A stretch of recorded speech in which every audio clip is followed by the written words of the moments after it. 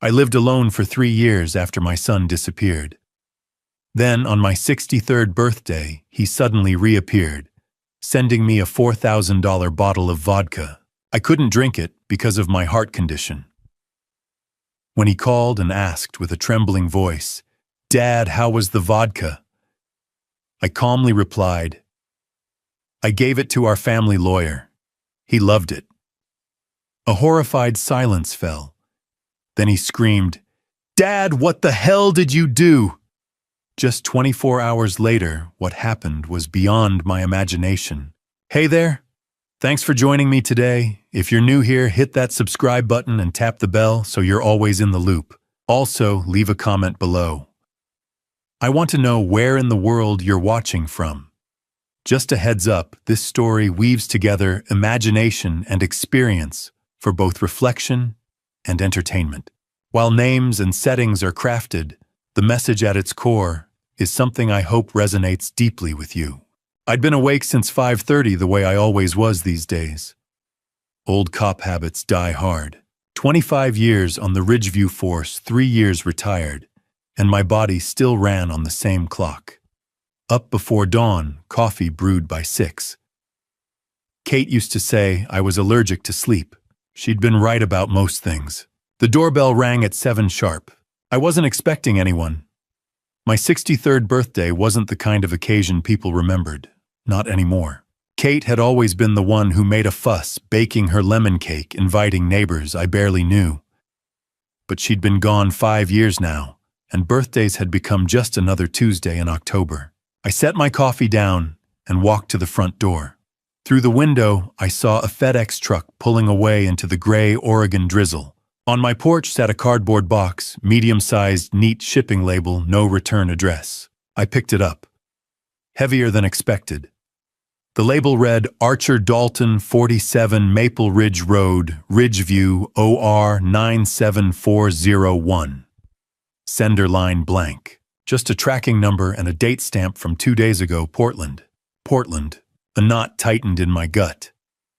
I hadn't heard from anyone in Portland in 3 years. I carried the box inside, set it on the kitchen table, and stared at it. The rational part of my brain, the detective part, said to open it. The other part, the part that had learned silence from certain people, was a gift, told me to throw it in the trash. I grabbed a knife and slit the packing tape. Inside, nestled in foam peanuts, was a bottle. Not just any bottle. A work of art. Crystal-cut glass, shaped like a rectangular tower, the liquid inside a deep amber that caught the morning light. The label was black velvet, embossed with platinum lettering. Blackthorn Crystal Reserve, 1952. This wasn't a $50 liquor store pickup. This was the kind of bottle you kept locked behind glass. Tucked beneath was a small card, cream-colored, handwritten in ink I recognized before I even read the words. Happy birthday, Dad. I hope this makes up for lost time. Julian, my son's handwriting. Neat, precise. I hadn't seen it in 3 years, not since the last envelope he'd sent. A terse note explaining he was moving to Portland for work and wouldn't be able to visit. No phone calls, no holidays, no explanation. And now this. I picked up the bottle again, turning it slowly. The label said 1952. If that was accurate, this bottle was worth more than my truck. I pulled out my phone and searched the name. Blackthorn Crystal Reserve, 1952. Last known auction sale, $3,800. $3,800 for vodka. Julian was an IT specialist, decent money, but not throwaway, $4,000 on a birthday, gift money. Not the Julian I remembered. The kid who'd called me 2 years ago asking for a $500 loan to cover rent. The kid who'd never paid me back. I set the bottle down and stepped back. Something about this didn't sit right. Maybe it was the 3 years of silence. Maybe it was the fact that Julian had never been sentimental, never one for grand gestures. Or maybe it was just the old cop in me, the part that had learned to trust my gut when things felt off. And this felt off. I thought about Kate. She would have been thrilled. She would have opened the bottle right then, poured 2 glasses, toasted to reconciliation. She always believed Julian would come around, that the distance between us was just a phase. But Kate wasn't here. And I'd learned in the 5 years since cancer took her that time didn't fix everything. Sometimes it just made the cracks deeper. I glanced at the bottle again. Part of me wanted to crack it open, see if $3,800 tasted different than the $15 stuff I kept in the cabinet. But another part, the louder part, told me not to. Not yet. Not until I knew what this was really about. Instead, I picked up my phone and scrolled through my contacts until I found the name I was looking for, David Whitmore. David had been my lawyer for 30 years. He was also one of the few people I still considered a friend. The phone rang twice before his voice came through, warm and familiar. "Archer, happy birthday, old man. What can I do for you?" David, you got time this afternoon? I need to swing by your office. Talk about my will." There was a pause. "Your will, you feeling all right?" I looked down at the bottle on my table, amber light pooling around its base like a warning. "Just want to make sure everything's in order. Health's been not great since Kate. Figured it's time to update a few things. Of course, come by around 4. I'll pull your file." Thanks, David. Oh, and one more thing. I'm bringing you a gift. Consider it a thank you for putting up with me all these years." David chuckled. "You don't need to do that. I insist." I hung up and stared at the bottle for another long moment. Then I carefully placed it back in the box, wrapped it in the foam peanuts, and sealed the lid. If Julian wanted me to drink this, he was going to be disappointed. By the time I climbed into my truck that afternoon, the rain had stopped leaving the streets slick and shining. I set the box on the passenger seat, buckled in, and turned the key. The engine coughed to life, and I pulled out of the driveway, heading toward downtown Ridgeview. The bottle sat beside me, silent and heavy, a question I wasn't ready to answer. 4 o'clock found me standing outside Whitmore and Associates, a 3-story brick building on Main and Oak. I grabbed the box, locked the truck, and pushed through the front door. David's secretary, Mary, looked up and smiled. "Mr. Dalton, David's expecting you. Go on back." I walked down the narrow hallway to David's office and knocked twice before stepping inside. David stood behind his desk, reading glasses perched on his nose, a file folder open in front of him. He looked up and grinned. "Archer, good to see you. What's in the box?" I set it down on his desk carefully and met his eyes. "Vodka, expensive vodka from my son." David raised an eyebrow. "Julian, I thought you two weren't talking." "We're not. That's why I'm here." David studied me for a long moment, the kind of look he'd perfected over 30 years of lawyering. Patient, measured, waiting for the rest of the story. Then he turned his attention to the box, lifting the lid with careful precision. He pulled out the bottle and I watched his eyebrows climb. Blackthorn Crystal Reserve. He turned it slowly, light, catching on the cut glass edges. "Archer, this is, what, $3,000? $3,800 according to the internet." David let out a low whistle and set the bottle down gently. "And Julian sent you this out of the blue after 3 years. That's what the card said. Happy birthday, hope it makes up for lost time." David leaned back in his chair, fingers steepled under his chin. "What do you think it means?" I shrugged, but the knot in my gut hadn't loosened. "I don't know. That's why I didn't drink it. That's why I'm giving it to you. Archer, consider it a thank you. You've been handling my paperwork for 3 decades.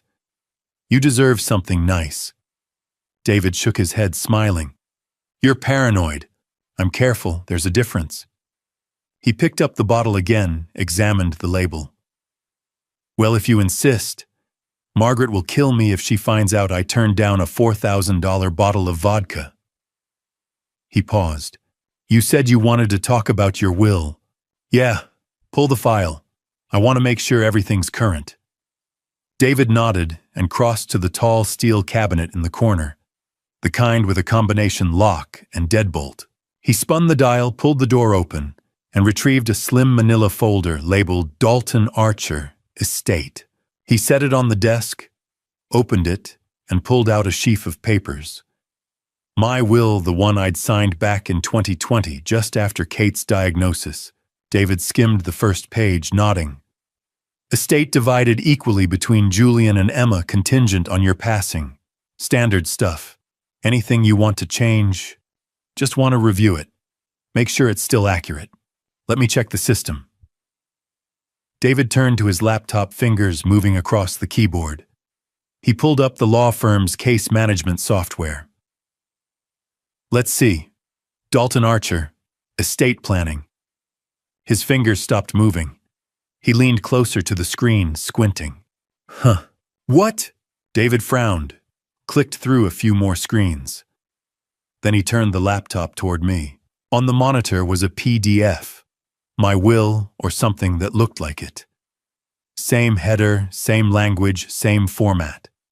But the date at the top read August 15th, 2024. And the distribution clause was different. All assets, properties, and holdings to be transferred in full to Julian Castellano. 100%. Not split. Not contingent. Just Julian. I stared at the screen, cold spreading through my chest. I didn't sign that. You didn't come in last month. No. I haven't been here since Kate's funeral arrangements. 4 years ago.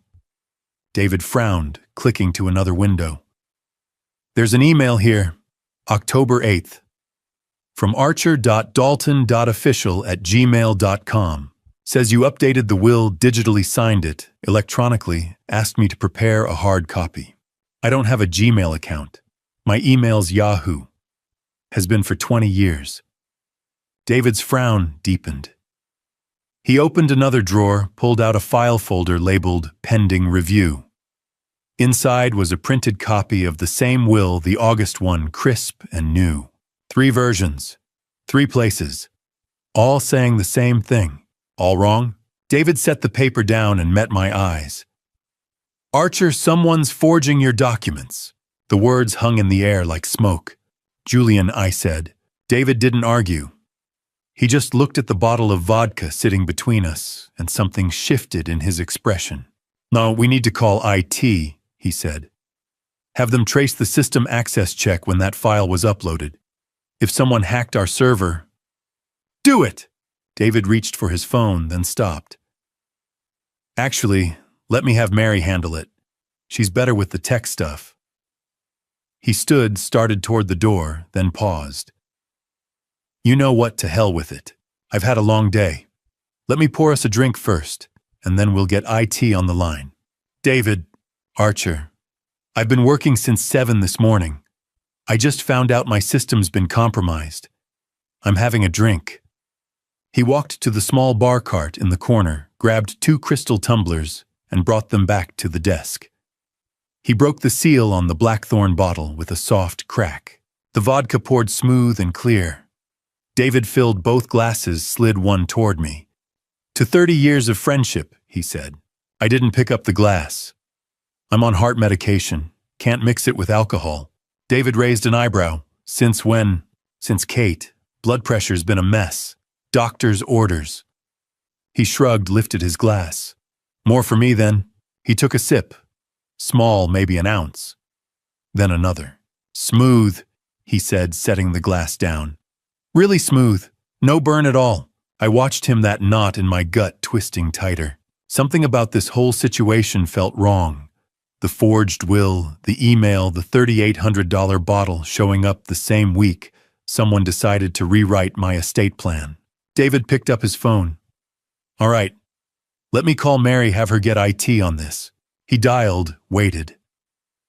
Mary's voice came through tinny and distant. David explained the situation. Compromised system, forged documents, need a trace. Mary said she'd handle it first thing tomorrow morning. David thanked her and hung up. She'll have someone look at it in the morning.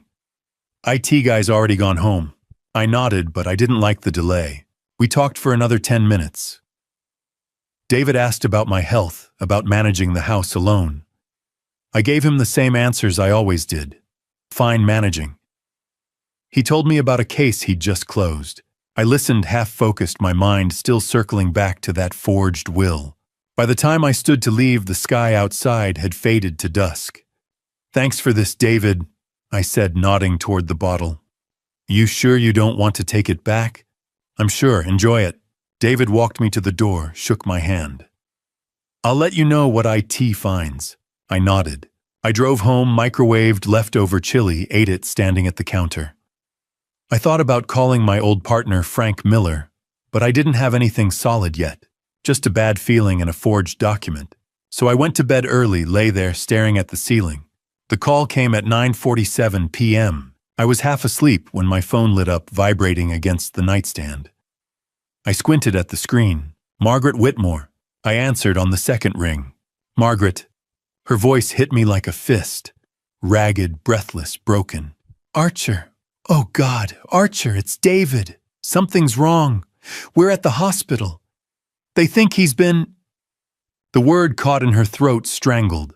Poisoned.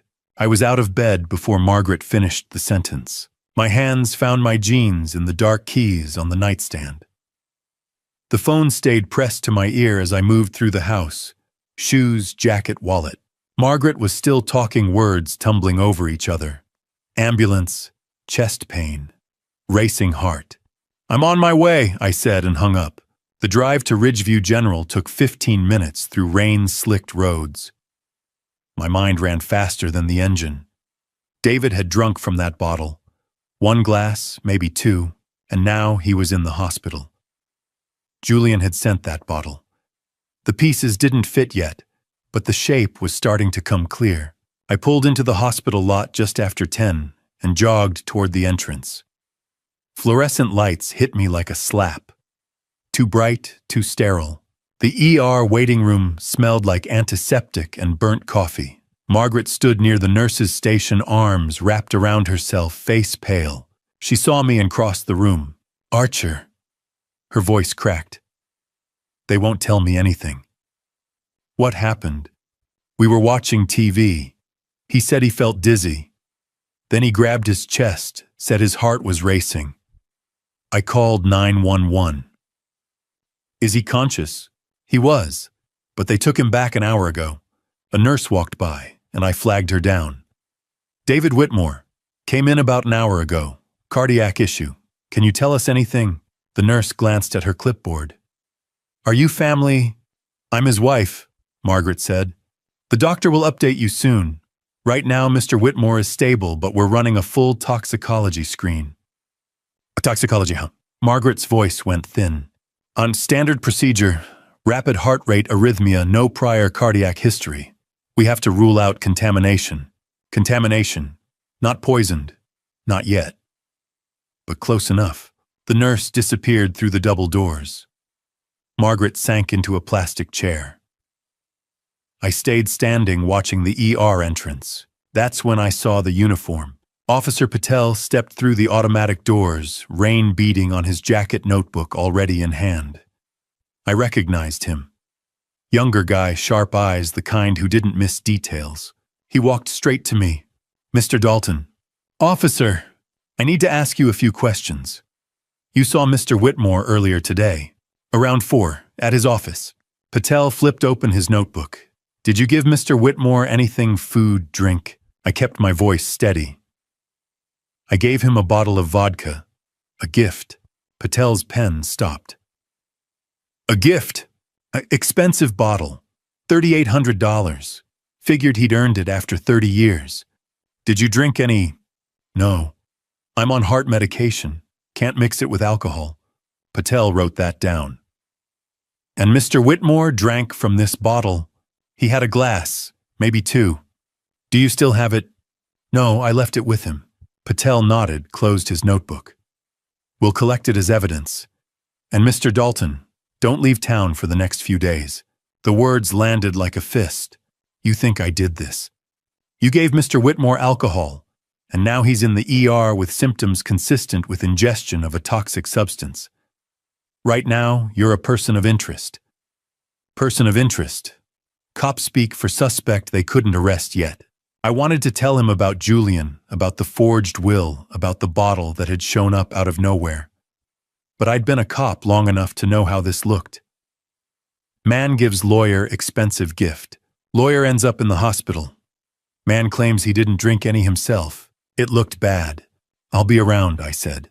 Patel left. I sat beside Margaret and waited. The ER doctor came out just before midnight. Young Scrub's wrinkled exhaustion carved into his face. David was stable. Heart rate under control. Toxicology results would take another day or two. David was being moved to the ICU. Margaret asked if she could see him. The doctor nodded and she followed him through the double doors. I stayed another hour, but there was nothing more I could do. No more answers. So I left. The streets were empty and slick under the streetlights. I drove home on autopilot, parked, walked inside. The house was cold. I didn't turn on the heat. Just walked to the kitchen and sat at the table. The same table where I'd opened that box this morning. The same table where the bottle had sat amber and gleaming. I pulled a notebook from the drawer, the kind I used to carry on the job, small and spiral-bound, and opened it to the first blank page. October 12th, 2024. 1:30 a.m. David drank the vodka I gave him. Now he's in the hospital. The cops think I did it. They took the bottle as evidence. Told me not to leave town. But Julian sent that bottle. Julian, who hasn't spoken to me in 3 years. Julian, who forged my will and hacked David's system. Coincidence. I stared at the words for a long time. Then I closed the notebook, turned off the light, and went to bed. Sleep didn't come easy. Every time I closed my eyes, I saw that bottle, crystal-cut amber light, Julian's handwriting on the card. I saw David lifting the glass, taking that first sip, smiling. Smooth, he'd said. Really smooth. And now he was in the ICU. I rolled over, stared at the ceiling. The rain started again, tapping against the window like fingernails. Somewhere in Portland, Julian was asleep in his condo. Or maybe he wasn't sleeping. Maybe he was awake too, wondering if it had worked. If I'd drunk from that bottle. If I was the one in the hospital instead of David. The thought settled in my gut like a stone. The next day dragged. I stayed home, avoided the phone, tried to keep busy. Changed the oil in my truck. Fixed the loose hinge on the kitchen cabinet. Anything to keep my hands moving, my mind from circling back to that bottle, that hospital, that look in Officer Patel's eyes. Person of interest? I was in the garage wiping grease off my hands when my phone buzzed in my pocket. I pulled it out, squinted at the screen. Frank Miller. My old partner. 25 years on the force together, retired 3 years before I did. Last I'd heard, he'd taken a job as a detective with the county sheriff's office. We hadn't spoken in months, I answered. Archer. Frank's voice, familiar but not friendly. Not anymore. Frank. We need to talk. I wiped the grease off my hands, grabbed my jacket, and headed downtown. The Ridgeview Police Department sat on the corner of 3rd and Elm, a squat brick building unchanged since I'd walked through its doors as a rookie 40 years ago. The parking lot was half empty when I pulled in. I'd been on the other side of this plenty of times, bringing people in, asking questions, watching them sweat under fluorescent lights. I'd never thought I'd be the one answering for something I didn't do, but here I was. I walked through the front doors. The desk sergeant nodded toward the hallway. Detective Miller's expecting you. 3rd door on the left. The hallway smelled the same. Old coffee floor wax, the faint tang of sweat and stress. I reached the 3rd door, knocked twice, and pushed it open. Frank sat behind a gray metal desk, reading glasses on his nose, a file folder open. He looked up, and for a second, I saw the man I'd worked with for 2 decades. Steady, reliable. But then his expression shifted into something more official. Archer, sit down! I pulled out the chair. The room was small, windowless. A recorder sat on the desk between us, red light already blinking. You're recording this. Standard procedure. You know how it works. I did. Standard procedure meant they were building a case. Frank leaned back. Toxicology came back on the vodka you gave David Whitmore. I waited. Aconitine. Ever heard of it? No. So it's a toxin. Comes from a plant called wolfsbane, one of the most lethal plant-based substances known to man. Causes cardiac arrhythmia, respiratory failure, can stop a heart in under an hour. The words landed heavy, my gut twisted. The bottle you gave David had enough aconitine to kill someone. David's alive because he only drank about 50 milliliters. If he'd finished the glass, we'd be having a very different conversation. I swallowed. I didn't know. I believe you, but I need you to help me understand how a bottle of $3,800 vodka ended up laced with poison and in your hands. I met his eyes. Julian sent it to me. Frank's expression didn't change, but I saw the flicker of interest. Your son, my son, who I haven't heard from in 3 years, who sent me that bottle on my birthday out of nowhere with a card saying, "Hope this makes up for lost time." Do you still have the card, the box? Yeah, at my house. Frank nodded, made a note. We'll need those. Handwriting analysis, fingerprints, anything that ties Julian to the bottle. You'll have them. Frank leaned forward. Archer, I've known you a long time. I know you didn't try to harm David, but right now the evidence says you gave him a contaminated bottle. That makes you a suspect. What I need is proof that someone else is responsible. And if that someone is Julian, I need a motive. I took a breath. David told me something before he drank from that bottle. He found discrepancies in my will. 3 versions. One in his safe, one digital one sent via email. The digital and email versions were forged. Someone hacked his system, changed my estate plan to leave everything to Julian. Frank's pen stopped moving. David said this right before he opened the bottle. He said we needed to call IT, have them trace the access. Frank picked up his phone, dialed.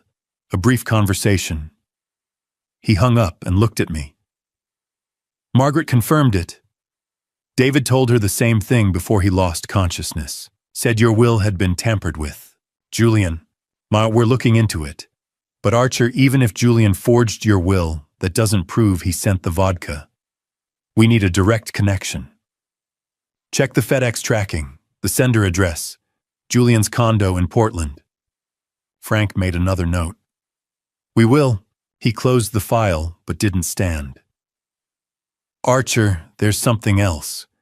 You said you didn't drink from the bottle because you're on heart medication. What medication? Nitroglycerin, for blood pressure. Why? When's the last time you took it?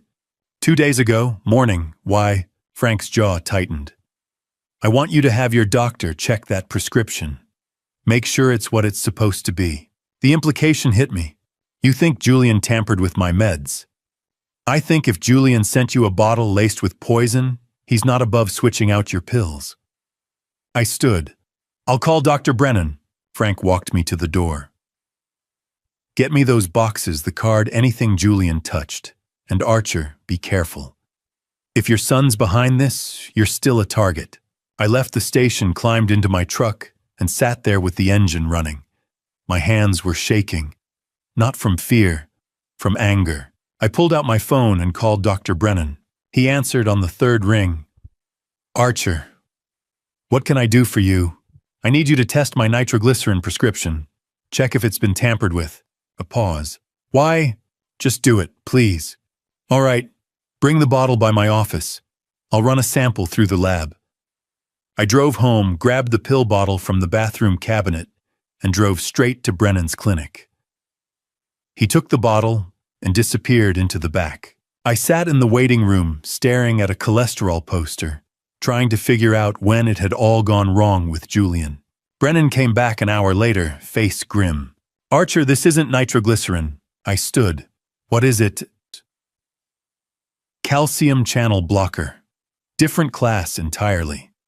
If you'd taken this during a cardiac episode, it would have dropped your blood pressure dangerously low. You could have lost consciousness. Maybe worse. The room tilted. I gripped the edge of the chair. Someone switched your medication. Brennan nodded. I'm prescribing you a new bottle. Real nitroglycerin. Don't take anything from that old container. And Archer, you need to tell the police. I called Frank from the parking lot, told him what Brennan had found.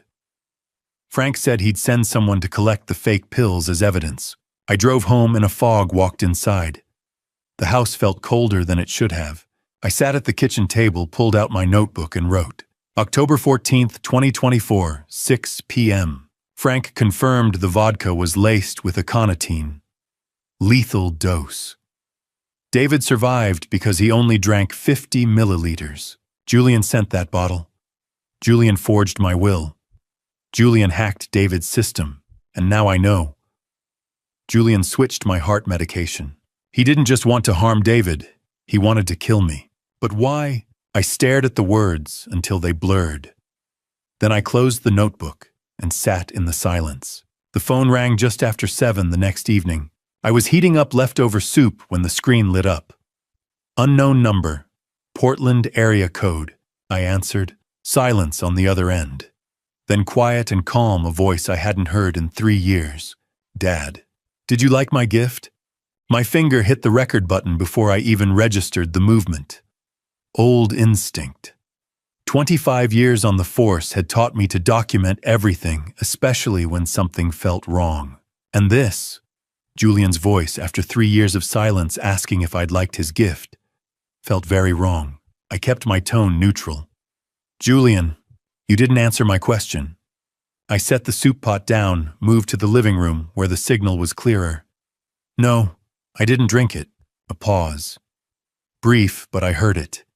The kind that comes when someone's recalculating. Why not? I'm on medication. Can't mix it with alcohol. You'd know that if you'd bothered to call in the past 3 years. The words came out sharper than intended, but I didn't take them back. Another pause. Longer this time. When he spoke again, his voice had shifted. Less casual, more measured. So what did you do with it? I gave it to a friend. Silence. 3 full seconds of it. Then Julian's voice came back sharper now. Careful. Which friend? And there it was. Julian hadn't asked which friend before. He'd asked what I'd done with it. But now suddenly he needed to know who. That wasn't curiosity. That was panic. I didn't answer right away. Let the question hang there. Why do you ask? Oh, just curious, Dad. That bottle cost me a lot. I'd hate for it to go to waste. Too deliberate. Too interested. If Julian had really just sent an expensive gift, he wouldn't care where it ended up. But he did care. Which meant he knew. He appreciated it. I said, keeping my voice even. Good. That's good. I hope he enjoyed every drop. The words landed cold. Not warm, not friendly. Then the line went dead. I stood there, phone still pressed to my ear, staring at the darkened window. My mind was running at full speed, piecing together what I'd just heard. Julian hadn't asked who the friend was until I said I'd given the bottle away. That pause, those 3 seconds of silence, that had been surprise. Maybe shock, and then the follow-up question, carefully phrased, which friend? Julian knew someone had drunk from that bottle. Maybe he'd seen it in the news. Ridgeview was small enough that a prominent lawyer in the ER would have made the local paper. Or maybe Julian had other ways of knowing. Either way, Julian knew, and he knew it wasn't me. I pulled up Frank Miller's contact and hit dial. He answered on the second ring. Archer, what's wrong? Julian just called. A beat of silence. Your son? Yeah. Asked if I liked the gift. Asked if I'd drunk from the bottle. When I told him I gave it to a friend, he went quiet for 3 seconds. Then he asked which friend. What did you tell him? Nothing. But Frank, he knows. He knows someone drank from it, and he knows it wasn't me. Did you record the call? Every word. Send it to me right now. I hung up, pulled up the recording file, attached it to an email, and hit send. Then I set the phone down on the counter and stood there, hands flat against the cold tile, breathing slow and steady. Julian had called. After 3 years of silence, after sending poison, after forging my will and hacking David's law firm, Julian had called to check if his plan had worked. And when he found out it hadn't, When he realized I was still alive, he'd wanted to know who'd taken my place. This wasn't over. I moved through the house methodically, checking every window latch, every door lock. Everything was secure. But secure didn't mean safe. I needed to know if someone tried to get in. In the garage, I found an old spool of black thread tucked in Kate's sewing kit. Thin, strong. I cut a piece about 2 feet long, carried it to the front door, and stretched it across the threshold at ankle height. I tied one end to the doorknob, pulled it taut, and tied the other end to the coat rack just inside the entryway. Tight enough to hold tension, loose enough to snap if someone pushed the door open even an inch. Old detective trick. Simple, effective. Then I grabbed the security camera I'd bought 2 years ago and never installed. Motion activated, but I'd never even put batteries in it. But it looked real enough from a distance. Black casing, little red light lens pointed outward. I peeled off the backing and stuck it in the corner of the porch overhang angled toward the driveway. If someone came looking, they'd see it. And they'd think I was watching. By the time I finished, the sun had set completely. The street was dark except for the glow of the street light 2 houses down. I stood on my porch, scanning the shadows between the trees, looking for movement. Nothing. I went inside, locked the door, and made coffee I didn't really want. Sat at the kitchen table. The facts were clear enough. Julian had sent poison. Julian had called to see if it worked. Julian knew it hadn't. And sooner or later, Julian would try again. I finished the coffee, rinsed the cup, and went to bed. Sleep didn't come easy. Every creak of the house settling, every branch scraping against the siding, pulled me halfway back to waking. I kept my phone on the nightstand, volume up one ear, always listening for the sound of a door opening, the snap of thread breaking, footsteps crossing my living room floor. But nothing came. When dawn broke gray and cold through my window, I was already awake. I swung my legs out of bed, pulled on jeans and a sweatshirt, and padded barefoot down the hallway to the front door. The thread was gone, not just broken, gone. Snapped clean in the middle, both ends dangling loose. One still tied to the doorknob, the other hanging limp from the coat rack. Someone had opened my front door, stepped inside, and left. I turned, slowly looked out through the window at the porch. The camera was still there, mounted in the corner, but it had been moved. Just a few degrees to the left, angled away from the driveway, now pointing at nothing. Whoever had come in last night had known exactly what to look for. I stood there in the doorway, cold October air rolling in around my bare feet, and stared at that broken thread swaying gently in the breeze. Julian hadn't just called to check on me. He'd sent someone to finish what the vodka hadn't. I didn't touch the thread. First rule of preserving a scene: don't contaminate it. I backed away from the doorway, grabbed my phone, and dialed Frank Miller. He answered on the third ring, voice thick with sleep. Archer, it's 6 in the morning. Someone broke into my house last night. A pause. I heard him sit up. You sure? I set a tripwire. Black thread across the doorframe. It snapped clean.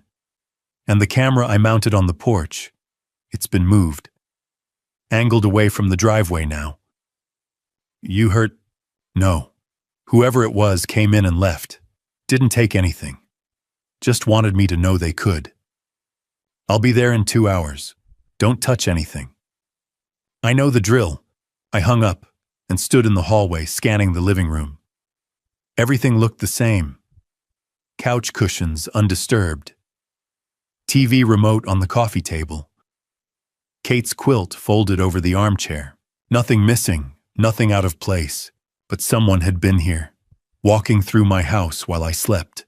I moved through each room, slowly checking. Kitchen, clean. Bathroom, towel hanging where I'd left it. Bedroom, bed unmade, closet door half open. Garage. Truck keys on the hook toolbox undisturbed. Whoever had come in hadn't been looking to steal. They'd been checking to see if I was home, or sending a message, we can reach you whenever we want. I crouched by the front door, examined the lock. No scratches. No signs of forced entry. Which meant either they'd picked it, not hard with a lock this old, Or they had a key. That thought settled cold in my gut. I made coffee. Strong black.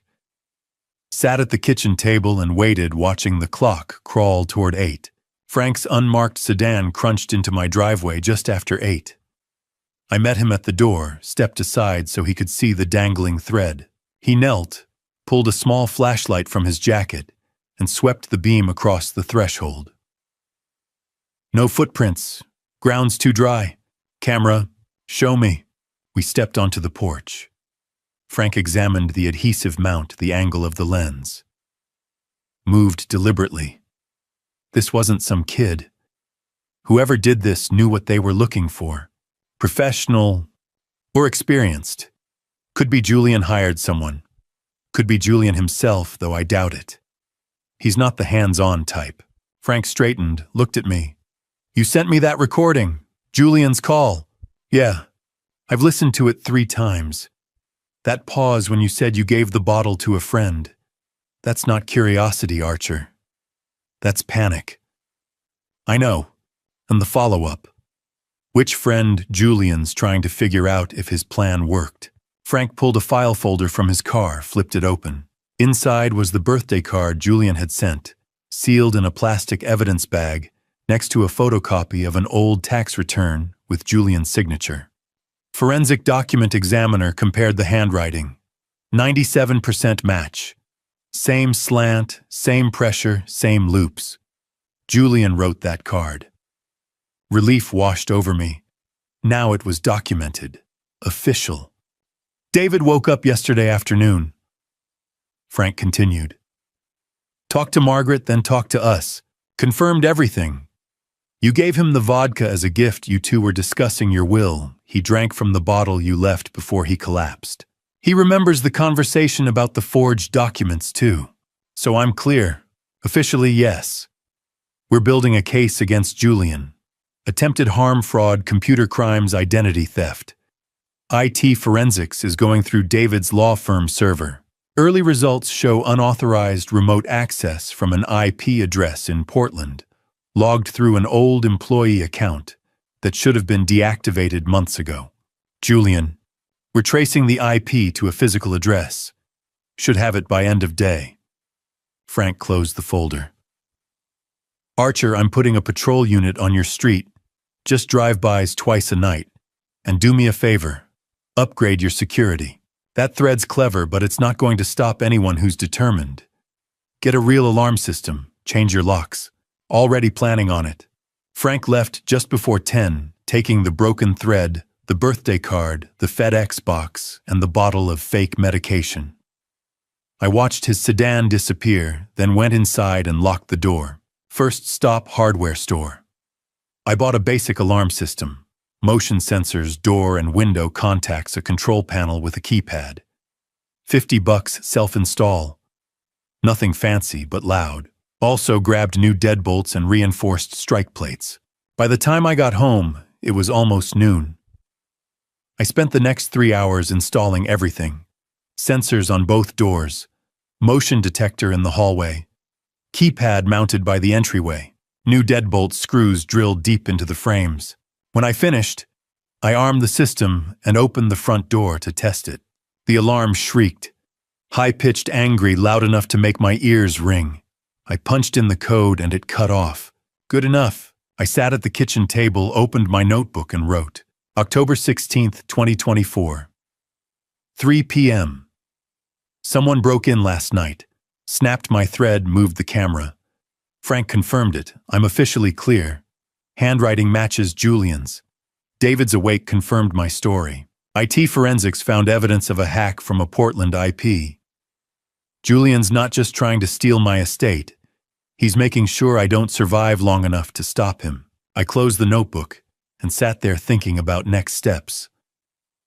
Tomorrow I'd call a professional locksmith. Tomorrow I'd talk to Frank about restraining orders. But tonight I just needed to sleep. I didn't. The next morning I woke just before dawn. Made coffee, sat at the table, watched the sky turn from black to gray. Just after 9, I walked to the front door to grab the newspaper. There was an envelope on my porch. Plain white. No address, no stamp, no name. just sitting there on the welcome mat. I stared at it for a long moment, pulse ticking faster. Then I pulled out my phone, took a photo, and called Frank Miller. The envelope lay where I'd set it, its edges crisp against the kitchen counter. Morning light slanted through the window as I slid one finger under the flap and pulled out a single photograph, black and white, grainy. My house. The image had been taken from the gravel drive framing the front porch.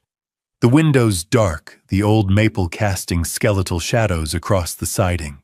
In the bottom right corner, white digital numerals read 11:47 p.m. 16th October 2024. Last night, an hour and a half after I'd locked every door and installed the motion sensor, I flipped the photograph over. No message, no signature. Just the image of my home captured by someone who had stood outside in the dark while I slept. My hand tightened around the counter. For 30 years, I'd been the one doing surveil Archer, holding the camera, documenting evidence. Now I was the subject, the target. I pulled out my phone and called Frank Miller. "Sure." His voice was thick with sleep. "Check your email. I'm scanning it now." "What is it?" "A photograph. My house. Time-stamped 11:47 last night." A pause, then the creak of bed springs. "You're telling me someone walked your property an hour after you installed that alarm?" "That's exactly what I'm telling you." "Did the sensor trigger?" "No." Another pause. "I'll be there in 40 minutes. Don't touch the envelope." I set the phone down and stared at the photograph again. The angle was deliberate. Not a casual snapshot, but a composed frame, the kind a professional would take. Or someone who had studied under one.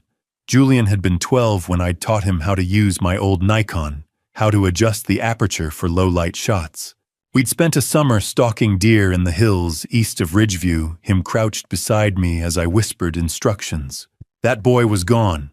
In his place stood a man who sent poisoned vodka and forged wills, who swapped medication, and hired thugs who stood in my driveway at midnight and took pictures. By 10:30, Frank had left, with the photograph sealed in an evidence bag. I stood at the kitchen sink rinsing my mug when the first wave hit. A crushing weight across my chest, radiating down my left arm like molten lead. I gripped the counter, gasping, my vision narrowing. Nitroglycerin. I needed nitroglycerin. My jacket hung by the door. I staggered toward it, each step an effort, my lungs refusing to draw a full breath. My fingers fumbled in the pocket closed around the small brown bottle, twisted the cap, then stopped. Dr. Brennan's voice echoed in my head. "The pills in your original bottle were fake. If you'd taken one during an episode." I set the bottle on the counter, pulled my phone from my other pocket with shaking hands, and dialed. "Dr. Brennan, it's Archer Dalton. I need help." "Archer, what's wrong?"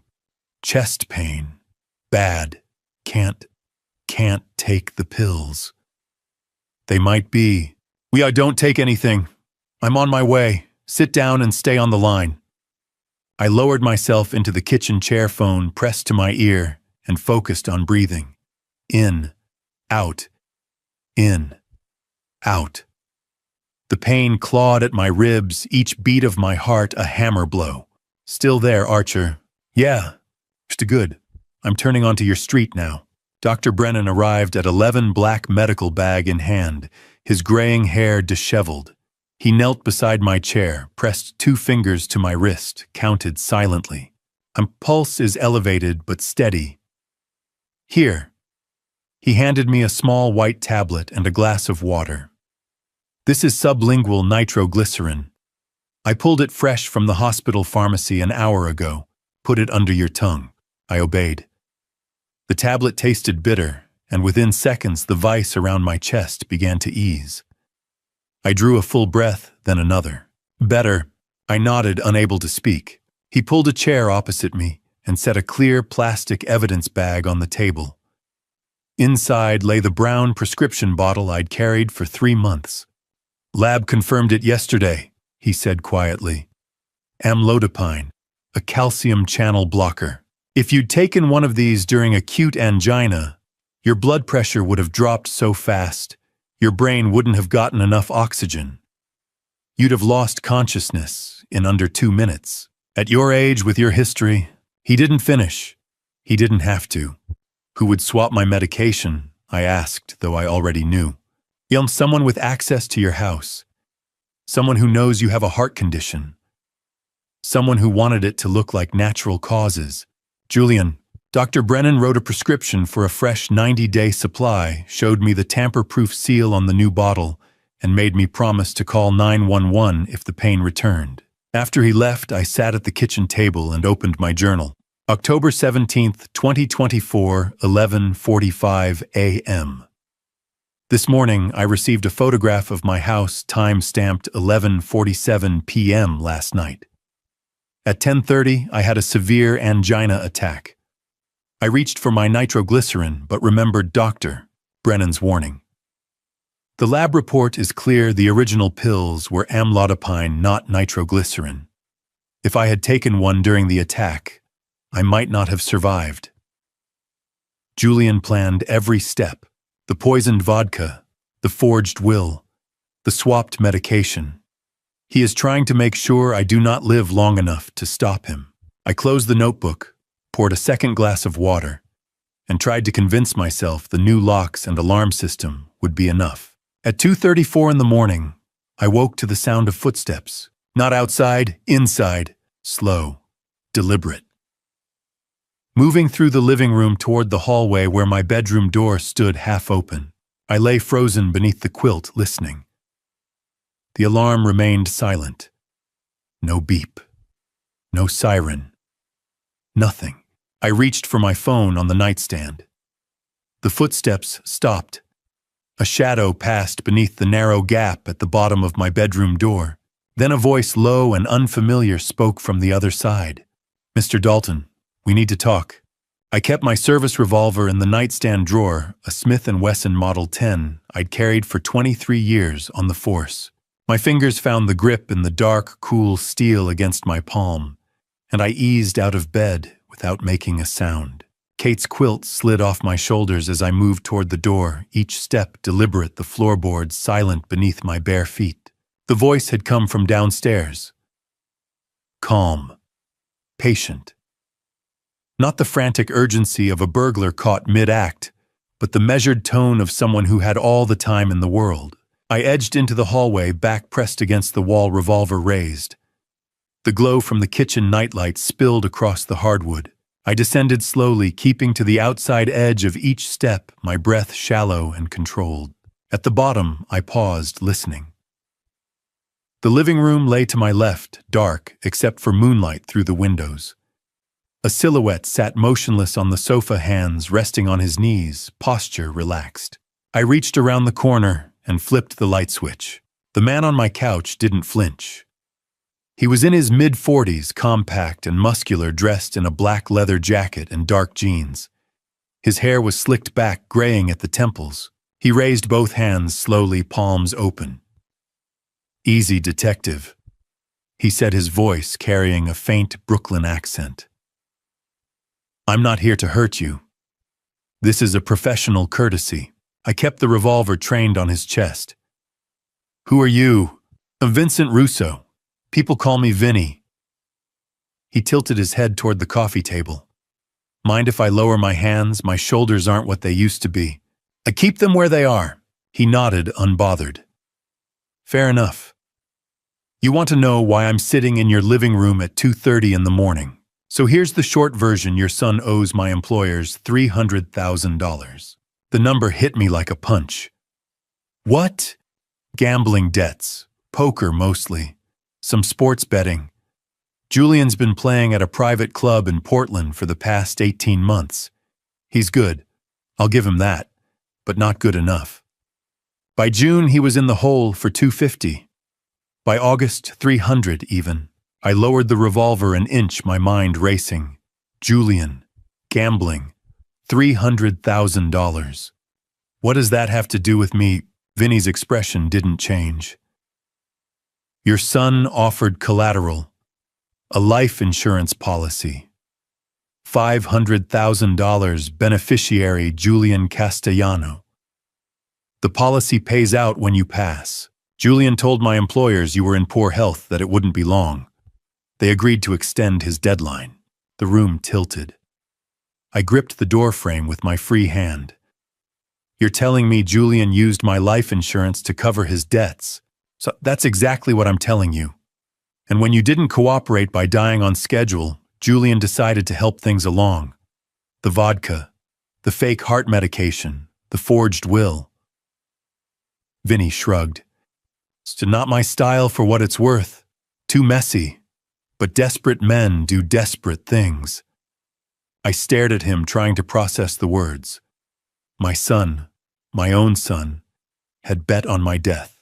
Why are you here? I asked finally. Because I'm done with your son's mess. Vinny lowered his hands, slowly resting them on his knees. I don't touch cops. Never have, never will. That's an old rule, and I don't break old rules. When I found out you were Ridgeview PD, I told my employers I was out. They weren't happy, but they know better than to push. He reached into his jacket pocket, slowly, deliberately, and pulled out a business card, setting it on the coffee table. You're going to need proof. Names, dates, transactions. I can't testify in court, but I can point you in the right direction. Julian signed documents. He made calls. It's all there if you know where to look. Why would you help me? Vinny stood his movements unhurried and gestured toward the front door. Because Julian's plan put me in a bad position. I don't like bad positions. And because you remind me of my old man. Retired cop, heart condition, too stubborn to quit. He deserved better than what he got. So do you. He walked toward the hallway, pausing at the threshold. One more thing. You're probably wondering why your fancy alarm didn't go off. I glanced at the motion sensor above the door. It's green LED dark. I cut the external power line before I came in, Vinny said. Took about 30 seconds with wire cutters. Then I used a signal jammer, $200 on eBay. Your $50 system's a toy detective. If you want real security, call a professional. He moved toward the kitchen and the rear window that faced the woods. I followed, keeping the revolver at my side. At the window, he paused, pointing to the glass. Glass cutter, he explained. Removed the pane, slipped the latch, put it back when I left. You wouldn't have noticed unless you were looking for it. He opened the window, one leg already over the sill. Good luck with your son, Mr. Dalton. You're going to need it. Then he was gone, swallowed by the shadows between the trees. I locked the window, checked every door twice, and poured myself a whiskey I didn't drink. At 3:15, I called Frank Miller and left a voicemail summarizing Vinny's visit. At 4, I sat at the kitchen table and added another entry to my journal, my handwriting shaky from adrenaline and exhaustion. October 18th, 2024, 4 a.m. Vincent Russo, connected to organized crime, broke into my house tonight. He explained that Julian owes $300,000 in gambling debts and used my $500,000 life insurance policy as collateral. Julian's motive is now clear. He needs me gone to collect the insurance and pay his debts. I closed the notebook and watched the sky turn from black to gray. At 6:30, Frank called back, his voice tight with controlled fury. By 7, he was at my door with 2 uniformed officers and a forensic kit. By noon, we had a warrant. 2 days later, on the 20th of October, I was sitting in my study reviewing bank statements Frank had subpoenaed when my phone buzzed. A video call. Emma's name appeared on the screen, and I felt my chest tighten. But this time it was relief, not pain. I answered, and my granddaughter's face filled the screen, her blonde hair pulled back in a ponytail, her blue eyes bright. Grandpa, you answered. Her face filled the screen, bright and unguarded, the way only a 10-year-old's can be. Blonde hair pulled back in a high ponytail, a gap where her left front tooth used to be freckles scattered across her nose. Emma, my granddaughter, the one pure thing left in this mess. Grandpa, she said again, her grin widening. I thought you weren't going to pick up. I forced a smile, settling back into my desk chair. I always pick up for you, sweetheart. How's school? Boring. She rolled her eyes. Mrs. Henderson makes us do multiplication tables every single day. I already know them. Multiplication's important, I said. You'll need it when you're older. That's what Mom says. Emma leaned closer to the camera, lowering her voice to a whisper. But I think she just doesn't want to help me with homework. I chuckled, the sound hollow in my chest. Where is your mom? It's upstairs. She's on the phone with somebody. She's been on the phone a lot lately. Emma tilted her head. Grandpa, when are you coming to visit? You promised you'd take me to the zoo before it gets too cold. The zoo. I'd promised her that back in July before everything started unraveling. Soon, I said, hating the lie. I've been a little busy, but I'll come see you soon. You always say that. She pouted, then brightened. Dad says we're going to be rich soon. Maybe we can go to the big zoo in Seattle instead, the one with the pandas. The words hit me like ice water. I kept my expression neutral. Your dad said that, yeah, he's been really happy lately. He keeps saying things are going to get better, that we won't have to worry about money anymore. Emma twirled a strand of hair around her finger. He talks to somebody named Vinny a lot, like every day. Is Vinny your friend? My throat closed. I swallowed hard. No, sweetheart. Vinny's not my friend. Why do you ask? Because Dad mentions you when he talks to Vinny. He locks himself in his office and talks really quiet, but I heard him say your name once. And something about insurance. She wrinkled her nose. What's insurance? I closed my eyes for a breath, trying to steady the roar in my ears. Insurance is... It's something grown-ups have to make sure their families are taken care of. It's complicated. Oh, she shrugged, already losing interest. Dad says a lot of complicated stuff lately. Mom gets mad at him sometimes. I heard them fighting last week. About what? Emma hesitated, glancing over her shoulder. When she turned back, her voice was quieter. I don't know. But Mom was crying. She said something about how she didn't sign up for this, and Dad said she needed to trust him, that everything would work out. I wanted to reach through the screen and pull her out of that house, away from Julian. But all I could do was sit 300 miles away and listen. Emma, I said gently, has your dad been acting strange, different than usual? She thought for a moment, chewing her bottom lip. Kind of. He's gone a lot. And when he's home, he's always on his phone or in his office. He used to play board games with me on Saturdays, but he hasn't done that in forever. Her eyes brightened. But he bought me a new iPad last month. He said it was an early birthday present. An early birthday present. Paid for with borrowed money, or money he expected to collect once I was gone. That's nice of him, I managed. Yeah, Emma leaned back. Grandpa, can I tell you a secret? Of course. And Dad told me not to talk to you about the Vinny stuff. He said it was private, and I shouldn't mention it if you called. She bit her lip, looking guilty. But I miss you. And I don't think secrets are good. Mom says secrets make people sick. Your mother is right, I wanted to say. Secrets rot from the inside out. Instead, I said, I miss you too, sweetheart. And you can always talk to me about anything, okay? No matter what your dad says. She nodded, her smile returning. Okay, we talked for another few minutes. About her friends at school, about the book she was reading, about the stray cat in their backyard. I let her chatter fill the silence.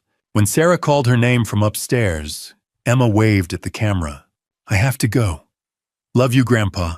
Love you too, Emma. The screen went dark. I sat motionless for a long time, staring at the blank tablet. Dad says we're going to be rich soon. He talks to somebody named Vinny a lot. He mentions you. Julian hadn't just planned my death. He'd talked about it openly enough that a 10-year-old had picked up fragments. He'd locked himself in his office and made calls to Vinny Russo. while his daughter played in the next room negotiating the terms of his father's life insurance. I opened my journal and began to write. October 20th, 2024, 5 o'clock p.m. Emma called today. She mentioned that Julian has been telling her we're going to be rich soon, and that he frequently speaks with someone named Vinny. She overheard him mention my name and the word insurance. Julian has instructed Emma not to discuss this with me. Sarah has been arguing with Julian. Emma heard her mother crying last week. My son is using his own daughter as cover while he plans my elimination. I closed the notebook and called Frank Miller. He answered on the second ring. Archer, what is it? So I just talked to Emma. Julian's been on the phone with Vinny Russo regularly. He's told Emma they're going to be rich soon, and she overheard him mention my name and life insurance. A pause. Out of the mouths of babes. Frank, we need to talk to Sarah. Alone. Away from Julian. Agreed. Can you set it up? I'll try. The next afternoon, I sat in a corner booth at the Brew Haven, a coffee shop 20 miles outside Ridgeview. The place smelled like roasted beans and cinnamon, and rain drummed against the windows.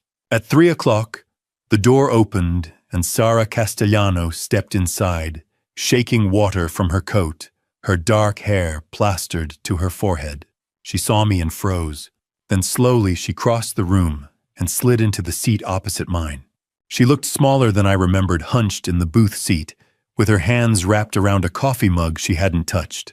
Dark circles shadowed her eyes, and her hair, usually swept up in a neat bun, hung loose around her shoulders, damp from the rain. Sarah had always carried herself with a kind of careful composure, the posture of a woman who'd learned early how to keep her guard up. Today, that composure was gone. "Thank you for coming," I said quietly. She nodded, her gaze fixed on the table between us. I almost didn't. I know. A waitress drifted past, refilling water glasses, and we both waited until she was out of earshot. The cafe hummed with low conversation and the hiss of the espresso machine, but our corner felt isolated, separate from the rest of the world. Sarah. I began, keeping my voice gentle. Emma called me 2 days ago. She told me some things. Things I don't think she understood. Sarah's jaw tightened. What did she say? How that Julian's been telling her you're all going to be rich soon. That he talks to someone named Vinny regularly. That she overheard him mention my name and life insurance. Her eyes closed. When she opened them again, they were wet. I told him to stop. I told him Emma was too young to keep secrets, that she'd say something eventually. He wouldn't listen. How long have you known? She drew a shaky breath. About the debt, 6 months. I found an email on his laptop in April. He'd left it open. Careless, or maybe he wanted me to see it. A lawyer representing the Benedetti family. They were discussing payment terms for $300,000. She paused, wrapping her arms around herself. I confronted Julian. He told me it was under control, that he had a plan, that I needed to trust him. Good, and you believed him? I wanted to. Her voice broke on the last word. He's my husband, Emma's father. I wanted to believe he wasn't stupid enough to borrow money from the mob. I leaned forward, resting my forearms on the table. Sarah, I need you to be very clear with me. Did you know about the vodka, about the fake heart medication? Her head snapped up, eyes wide. What? Someone sent me a bottle of vodka laced with aconitine, a poison. My lawyer drank it and nearly died. Someone also swapped my nitroglycerin pills with a different drug. If I'd taken one during a heart attack, I would have died within minutes. The color drained from her face. No, I didn't know. I swear to God, Archer, I didn't know. Her hands shook so badly she had to set the mug down. Julian told me he was working on refinancing. He said he had a business opportunity, that he just needed a few more months. He never said anything about... She stopped, pressing a hand to her mouth. I watched her carefully, searching for any sign of deception. I'd spent 2 decades reading people, learning to spot the micro-expressions that betrayed a lie. Sarah's shock looked genuine. "When did Vinny start following you?" I asked. "In July. I saw him outside Emma's school twice in 1 week, then outside our apartment. I asked Julian about it, and he admitted Vinny worked for the people he owed money to. He said they were just keeping tabs, making sure we didn't run." She wiped at her eyes with the back of her hand. "Julian told me if I said anything to anyone, to you, to the police, to anyone, he'd leave. He said he'd disappear and we'd be stuck with the debt, that the Benedettis would come after me and Emma to collect. The bastard had used his own wife and daughter as hostages. Sarah, I need you to testify. I need you to tell a prosecutor everything you just told me. The emails, Vinny, Julian's threats. Without your testimony, we don't have enough to prove Julian planned this." She stared at me, her expression torn between fear and something that looked like relief. "If I testify what happens to me, I knew about the debt. I didn't report it. Doesn't that make me an accessory number?" I kept my voice firm, steady. "You were coerced. Julian threatened to abandon you and Emma. That's duress. A good prosecutor will understand that. But what if they don't? Then we'll make them understand." I pulled out my phone and set it on the table. "I'm going to call Detective Frank Miller. He's been working this case with me. He can arrange a meeting with the county prosecutor's office. We'll negotiate immunity for you, full immunity in exchange for your cooperation. You testify, and you walk away clean." Her breath hitched. "And Emma will be safe. That's the priority. Julian won't be able to threaten either of you once he's in custody." Sarah stared at the phone for a long moment, then nodded slowly. "Okay. Do it." I dialed Frank's number. He picked up on the second ring. "Archer, tell me you've got good news." "Ma, I'm at Maple Street Cafe with Sarah Castellano. She's willing to testify. She knew about the debt and Vinny, but she didn't know about the vodka or the medication. Julian threatened to leave her and Emma if she talked. We need an immunity deal." A pause. "Put her on speaker." I tapped the button. "You're on, Frank." "Mrs. Castellano, this is Detective Frank Miller. Have you been in contact with your husband since agreeing to meet Mr. Dalton today?" Sarah's voice was barely above a whisper. "No. He thinks I'm visiting my sister in Eugene." "Good. Keep it that way. I'm going to call the county prosecutor's office right now. Can you stay where you are for the next hour?" "Yes." "All right, sit tight. I'll have an answer for you soon." The line went dead. Sarah exhaled slowly, her shoulders sagging. "What if Julian finds out? He won't," I said, though I couldn't be certain. "Frank's discreet, and once you're under witness protection, Julian won't be able to touch you." She nodded, but the fear didn't leave her eyes. 2 days later, on the morning of October 23rd, Frank and I stood outside the offices of Whitmore and Associates. The building looked the same as it had 3 weeks ago. Red brick brass nameplate, the scent of old paper, and lemon polish drifting through the open door. But David Whitmore was no longer inside. He was home recovering, and his son Thomas had taken over the practice. Thomas Whitmore Jr. met us in the reception area, a man in his early 40s with his father's sharp eyes and his mother's precise demeanor. He shook our hands and gestured toward the conference room. "Gentlemen, my father told me you'd be coming." The conference room smelled like leather and old paper, the kind of scent that clings to law offices. Thomas Whitmore Jr. gestured for us to sit at the long mahogany table, then crossed to a wall safe hidden behind a framed print. He spun the dial, pulled the door open, and withdrew a manila folder embossed with my name. My father kept the original here," Thomas said, setting the folder in front of me. "He never trusted digital storage for estate documents." I opened the folder. Inside lay a will dated March 15th, 2020, signed in my own handwriting and witnessed by David Whitmore and his secretary. The language was straightforward: upon my death, My estate would be divided equally between Julian Castellano and Emma Castellano, with a trust established for Emma until she turned 25. This is the real one, I said quietly. Thomas nodded. That's the version my father filed with the state.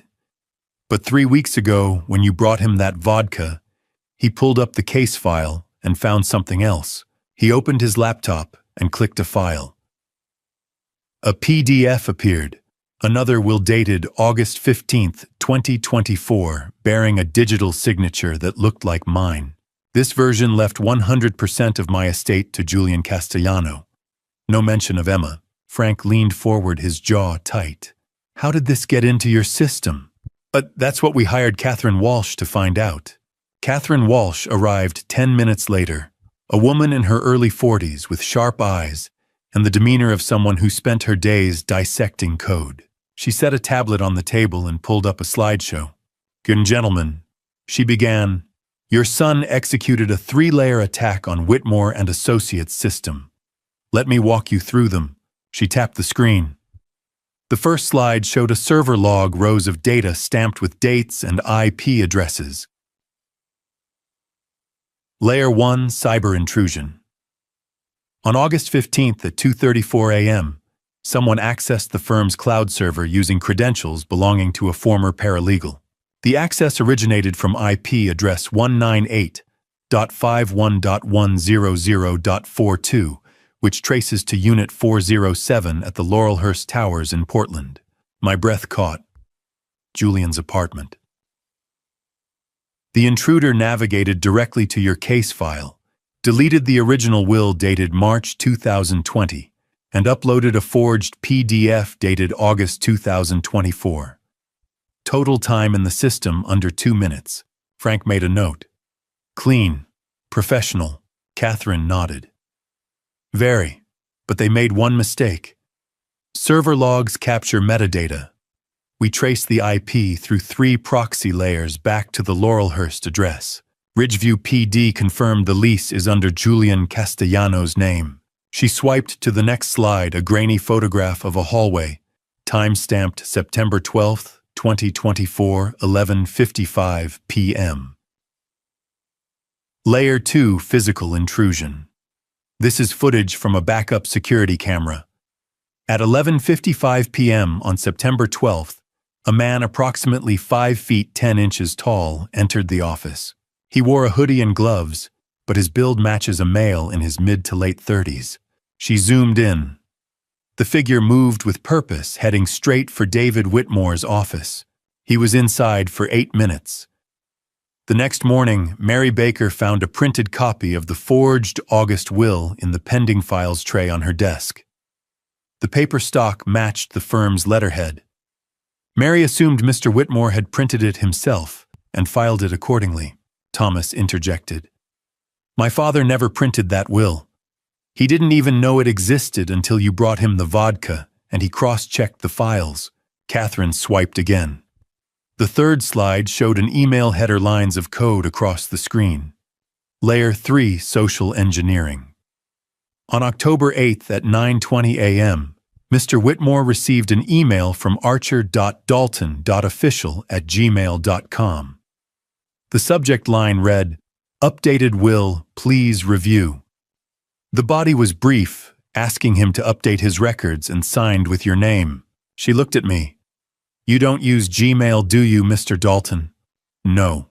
I've had the same Yahoo account for 15 years. So it's exactly. The email was spoofed.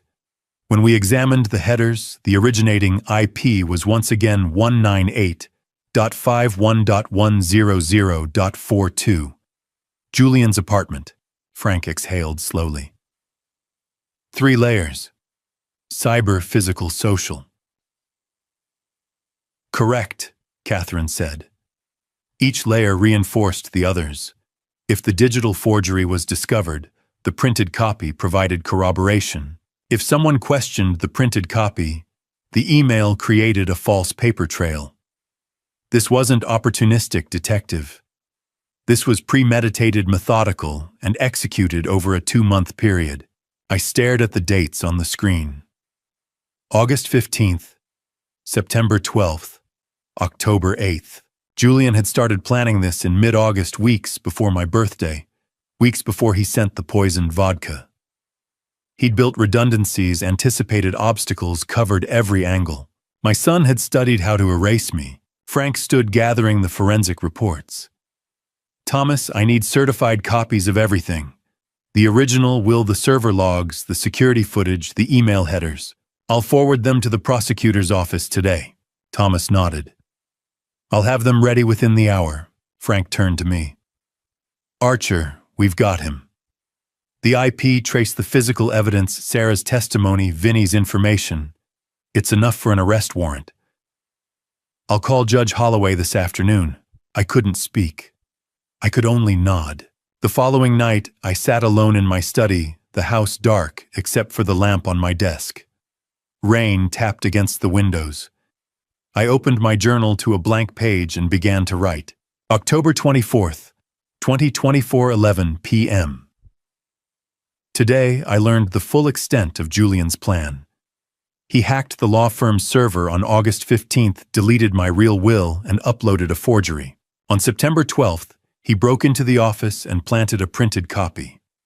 On October 8th, he sent a fake email to David posing as me. 3 layers. 3 separate crimes, all designed to ensure that when I died, when he succeeded in poisoning me, there would be no question about who inherited my estate. Frank says we have enough for an arrest warrant. Tomorrow or the day after, Julian will be taken into custody. I should feel relief. Instead, I feel hollow. I closed the notebook and stared at the rain. The rain had softened to a whisper against the windows, and the house felt too quiet. I sat at the kitchen table under the yellow glow of the overhead lamp, my journal open in front of me, the pen heavy in my hand. Outside, the maples swayed their branches, scraping the siding. I turned to a blank page and began to write. October 24th, 2024, 11:10 p.m. Tomorrow morning, Frank will execute an arrest warrant for Julian Castellano. Before that happens, I need to set down everything that led us here. Not for the court, Frank and Catherine have compiled that evidence, but for myself. So I can understand how my son became someone I no longer recognize. The timeline. October 12th. I received a bottle of vodka Blackthorn Crystal Reserve 1952 valued at $3,800 via FedEx from Julian. A handwritten birthday card was enclosed. I did not drink it. Instead, I gave it to David Whitmore during a meeting to discuss my will. October 12th, 9:47 p.m. Margaret Whitmore called to report that David had collapsed with severe cardiac arrhythmia after drinking approximately 50 milliliters of the vodka. He was hospitalized. I became the primary suspect. October 14th. Toxicology confirmed the vodka contained aconitine, a lethal poison. David survived only because he drank a small amount. That same day, Dr. Brennan discovered my heart medication had been swapped with amlodipine, a calcium channel blocker. If I had taken it during an angina attack, I would have died. October 15th. Julian called me. I recorded the conversation. He asked if I had drunk the vodka, then asked which friend had received it. His tone revealed he knew David had consumed it. October 16th. I discovered a broken thread trap and a rotated dummy camera indicating an intruder had bypassed my alarm overnight. Forensic analysis matched Julian's handwriting. I was cleared as a suspect. IT forensics revealed Julian had hacked Whitmore and Associates server in August to alter my will. October 17th. I received an unmarked envelope containing a photograph of my house, time-stamped 11:47 p.m. on October 16th. That morning, I suffered a severe angina attack and nearly took the fake medication. Dr. Brennan arrived with verified nitroglycerin and saved my life. October 18th, 2:34 a.m. Vincent Russo, an associate of the Benedetti crime family, broke into my home. He informed me that Julian owed $300,000 in gambling debts and had used my $500,000 life insurance policy as collateral. Julian had planned my death to collect the payout. October 20th. My granddaughter Emma called. She disclosed that Julian had told her we're going to be rich soon, and that he frequently spoke with someone named Vinny. She mentioned overhearing Julian discuss my name and the word insurance. October 21st. I met with Sarah Castellano. She confirmed that Julian owed gambling debts and that Vinny had been following their family for 6 months. She stated that Julian had threatened to abandon her and Emma if she spoke to anyone. She agreed to testify in exchange for immunity. October 23rd, Thomas Whitmore Jr. and Catherine Walsh presented evidence of Julian's 3-layer attack. Cyber intrusion, August 15th. Julian accessed the firm's server from his Portland apartment, deleted my original will, and uploaded a forged version. Physical intrusion, September 12th, Julian entered the office, printed the forged will, and planted it. Email spoofing, October 8th, Julian sent a fake email impersonating me, instructing David to update my will. Frank confirmed we have sufficient evidence for an arrest warrant. I set the pen down and flexed my fingers. My handwriting had grown unsteady toward the end, the letters slanting and compressed. I read the entry twice, then closed the journal. The facts were there. The timeline was clear. But facts alone couldn't explain the hollow ache that had settled behind my ribs. I stood and crossed to the cabinet beside the refrigerator, where Kate used to keep photo albums. My fingers found the spine of the oldest album. I pulled it out and flipped through until I found the photograph I was looking for. Julian at 8 years old, standing beside a creek with a fishing rod in his hands. His hair stuck up in all directions, still damp from the water, and his grin was gap-toothed and wide. I stood beside him, one hand on his shoulder, both of us holding up a trout we'd caught together. Kate had taken the photo on a Saturday morning in June, back when weekends meant pancakes and fishing trips and bedtime stories. Back when my son had been a boy who laughed at my jokes and asked 100 questions. I carried the photograph to the table and sat down again, setting it beside the journal. For 10 minutes, I stared at that image, at the child Julian had been, trying to reconcile him with the man who had sent poisoned vodka and hacked legal documents and wagered his father's life to pay off gambling debts. I couldn't. Finally, I picked up the photograph and held it close as if Kate might somehow see it too. I'm sorry I couldn't save him. I whispered to her memory, to the woman who had loved Julian unconditionally. But I have to stop him. If I don't, Emma won't be safe. No one will. The photograph offered no answer. I set it down gently face up and reached for my phone. Frank answered on the first ring. Archer. Not tomorrow morning, I said. Let's finish this. A pause. You sure? I'm sure. All right. SWAT team assembles at 0500. We move at 0630. You want to be there? I closed my eyes. Yes. I'll pick you up at 0600. Thank you, Frank. Get some sleep, Archer. I hung up and sat in the stillness, listening to the rain. At 6:47 the next morning, I sat in the passenger seat of Frank's unmarked sedan, parked 50 meters from the Laurelhurst Towers in Portland. Dawn had broken gray and cold, the city wrapped in fog. Ahead of us, 2 black SWAT vans idled at the curb, their engines rumbling low. Officers in tactical gear moved with silent efficiency, checking radios, adjusting vests, loading breaching tools. Frank glanced at me. Last chance to wait at the station. I shook my head. I need to see it. He nodded and keyed his radio. All units, this is Miller. Proceed on my mark. 3, 2, 1. Execute. The van's doors flew open. All right, we're at the breaking point. Before I reveal what happened when they came for Julian, the moment I heard his voice confessing everything, I need to know you're still here. Drop the number 13 in the comments right now. Let me feel your presence. And a quick reminder, what follows blends experience with creative storytelling for emotional depth. If you'd rather not continue, feel free to pause here and choose content that resonates better with you. But if you're ready, let's go back to that cold morning in Portland. Through the windshield, I watched the SWAT officers move like shadows in the gray morning fog, their boots silent on wet pavement, rifles held low. On the Laurelhurst Towers rose ahead a glass and steel monument to new money, its upper floors still dark. Somewhere on the fourth floor in Unit 407, my son was waking up, unaware that his world was about to collapse. Frank's voice broke the silence. "You shouldn't be here, Archer. I didn't take my eyes off the building." "I know, but you deserve to see this."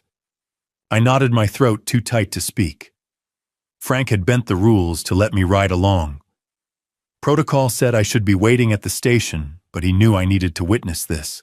At 6:49, his radio crackled. "Breacher in position. Ready on your mark, detective." Frank keyed the mic. "All units hold. Confirm exits secured. South exit clear. North exit clear. Parking garage secured." Frank exhaled slowly. "Execute on 3, 1, 2, 3, go." The lead officer swung the battering ram. The door to Unit 407 exploded inward with a crack like thunder, and the team poured through, voices overlapping in sharp commands. "Police search warrant. Hands where we can see them." I couldn't hear Julian's response from 50 meters away, but I didn't need to. Through the doorway, I saw officers spread through the apartment, flashlights cutting the darkness. And then two of them emerged with a figure between them. Tall, lean, dressed in a white t-shirt and boxer's, hands cuffed behind his back. Julian. Even from this distance, I recognized the set of his shoulders, the tilt of his head. He didn't struggle, didn't shout. He walked calmly between the officers. His expression unreadable, as if being arrested at dawn was a minor inconvenience. Behind him, Sarah appeared in the doorway, clutching Emma against her chest. Emma's face was buried in her mother's shoulder, her small body shaking with sobs. Sarah's eyes were wide and red. "Addie!" Emma's scream cut through the fog, high and desperate, and my chest cracked open. Frank put a hand on my arm. "Stay in the car, Archer." I stayed. At 7:15, as officers were loading Julian into a transport van, a black sedan pulled up. The driver's door opened, and Vincent Russo stepped out, dressed in a dark suit, his face impassive. He walked directly to Frank and handed him a small object wrapped in a plastic evidence bag, a USB drive. Frank held it up to the light. "This, the recording. October 10th. Julian and my former employers. Everything you need." Vinny's Brooklyn accent was flat, businesslike. "I've already spoken with the prosecutor's office. Full cooperation in exchange for immunity. My lawyer has the paperwork." "And when did you record this?" 2 weeks before the vodka was delivered. Julian called to confirm the timeline. I recorded it as insurance. Didn't want to end up holding the bag if things went sideways. Vinny glanced at the transport van. "Looks like they did." Frank pocketed the drive. "You'll need to testify." "I know. My lawyer will coordinate." Vinny turned to leave, then paused and looked at me through the windshield. For a moment, our eyes met. He nodded once, not an apology, but an acknowledgement, and walked back to his car. Frank plugged the USB into a tablet and handed me an earbud. "You sure you want to hear this?" I took the earbud. "Yes." He pressed play. Static hissed. Then Julian's voice came through, clear and cold. "The old man won't drink it, but his lawyer will. Once the medication finishes him off, I'll have the insurance payout and the estate. 500,000 plus whatever's left after probate. Enough to clear the debt, and then some." A second voice, older and rougher. "You better not screw this up, kid. 300 grand is a steep price for forgiveness. You don't deliver, we collect another way. And your wife and kid make convenient collateral." Julian's reply was immediate, emotionless. "I won't screw it up. The plan's airtight. No one suspects a birthday gift from a son to his father." "Good. Call me when it's done." The line went dead. I pulled the earbud out my hands, trembling. Frank took the tablet without a word. Through the transport van's window, I could see Julian's profile, still calm, still unreadable. Then, as if sensing my gaze, he turned his head and looked directly at me. He smiled. Not a nervous smile, but a cold, deliberate smile that said, "I know exactly what I did, and I'd do it again." His jaw tightened briefly, a flicker of something beneath the mask. And then it was gone. For 5 seconds, we stared at each other across 50 meters of wet pavement, father and son, and I saw nothing in his eyes I recognized.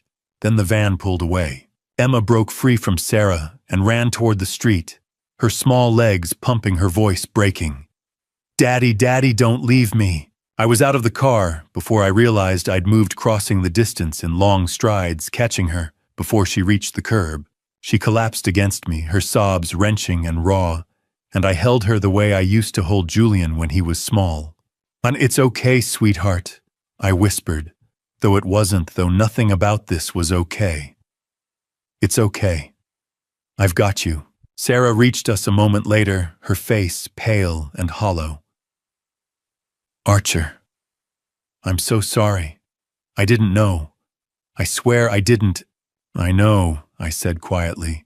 "Take her home. Frank will call you later about the trial." She nodded, taking Emma's hand, and led her back toward the building. At 10 o'clock that morning, I sat in a windowless interrogation room at Portland Police Headquarters, staring at the two-way mirror on the far wall. Frank stood beside me, arms crossed. The door opened. 2 officers led Julian inside, still cuffed, still calm. They seated him across the table from me and stepped back, flanking the door. Julian looked at me and smiled again. "Hello, Dad."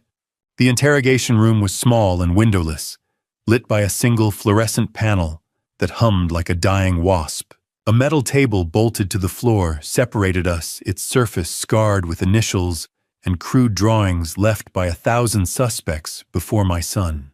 Julian sat across from me, his hands cuffed in front of him, resting on the table. His white t-shirt was wrinkled, his hair uncombed, but his posture was relaxed, almost casual, as if this were a coffee shop conversation rather than the prelude to a murder trial. Frank stood in the corner with a uniformed officer, arms crossed, watching us both. The air smelled like old coffee and industrial cleaner. Julian tilted his head, studying me the way you'd study a chessboard, calculating his next move. "So, what now, Dad? You going to tell me how disappointed you are?" I didn't answer immediately. I couldn't. My throat felt like it was packed with gravel, and my hands were shaking so badly I had to grip the edge of the table to keep them still. Frank stepped forward. "Archer, you don't have to do this. We have everything we need for the case. You can wait outside." I shook my head. "I need to talk to him." Frank glanced at Julian. "You willing to speak with your father, just the two of you?" Julian's eyes flicked between us, a faint smile tugging at the corner of his mouth. "Sure. Why not last chance for a heart-to-heart, right?" Frank's jaw tightened, but he nodded.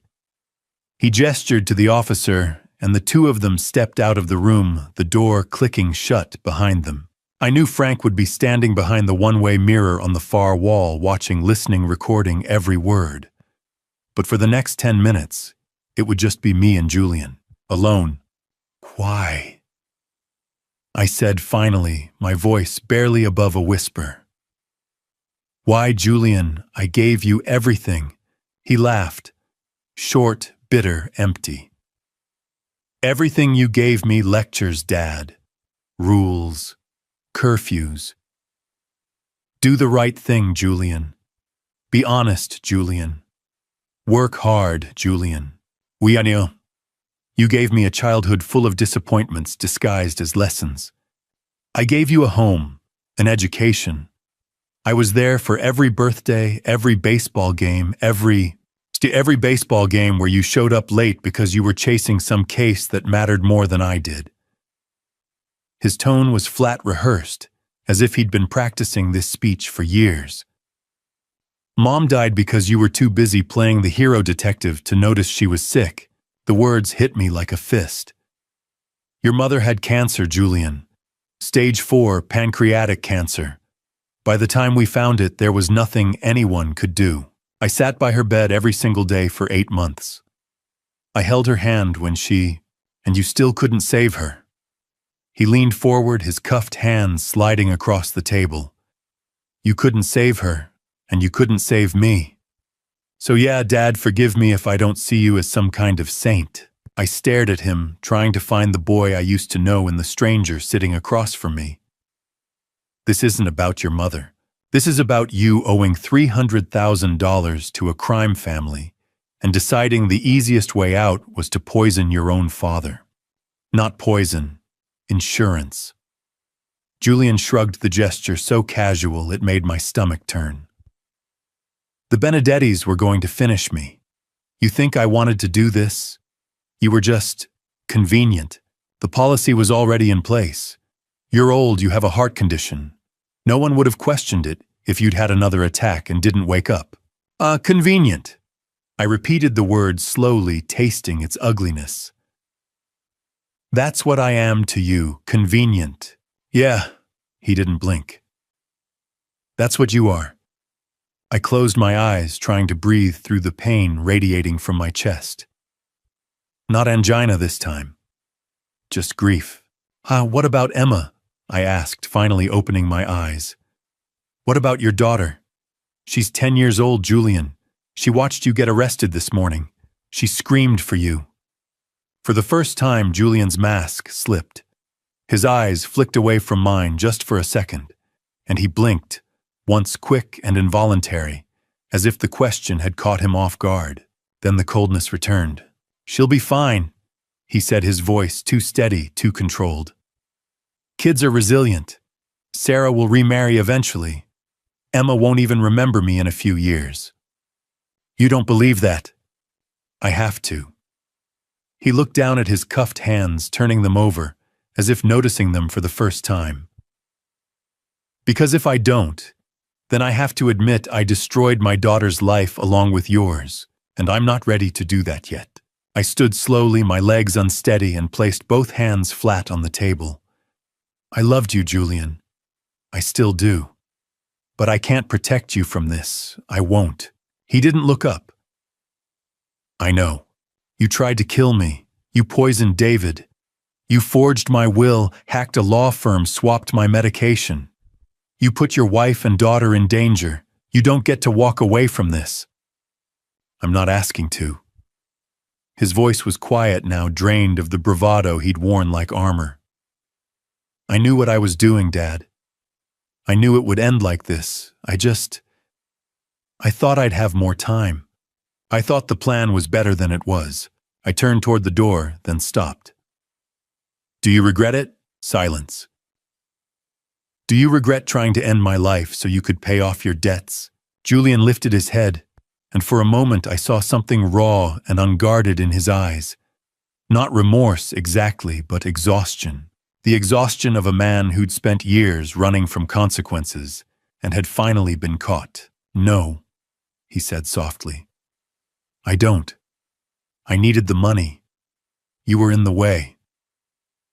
That's all it was. I nodded, the last fragile thread of hope snapping inside me. Then we're done here. I walked to the door and knocked twice. Frank opened it immediately, his expression unreadable. Take him back to holding, I said without looking at Julian again. We're finished. As I stepped into the hallway, I heard Julian's voice one last time, faint and empty. Goodbye, Dad. I didn't turn around. 6 weeks later, on the morning of December 8th, I stood outside courtroom 3B at the Ridgeview County Courthouse, adjusting the knot of my tie with hands that still shook when I thought too hard about what was coming. The hallway smelled like floor polish and old wood, and the winter light slanting through the tall windows made everything look washed out and gray. Frank appeared beside me holding 2 paper cups of coffee. He handed me one without a word.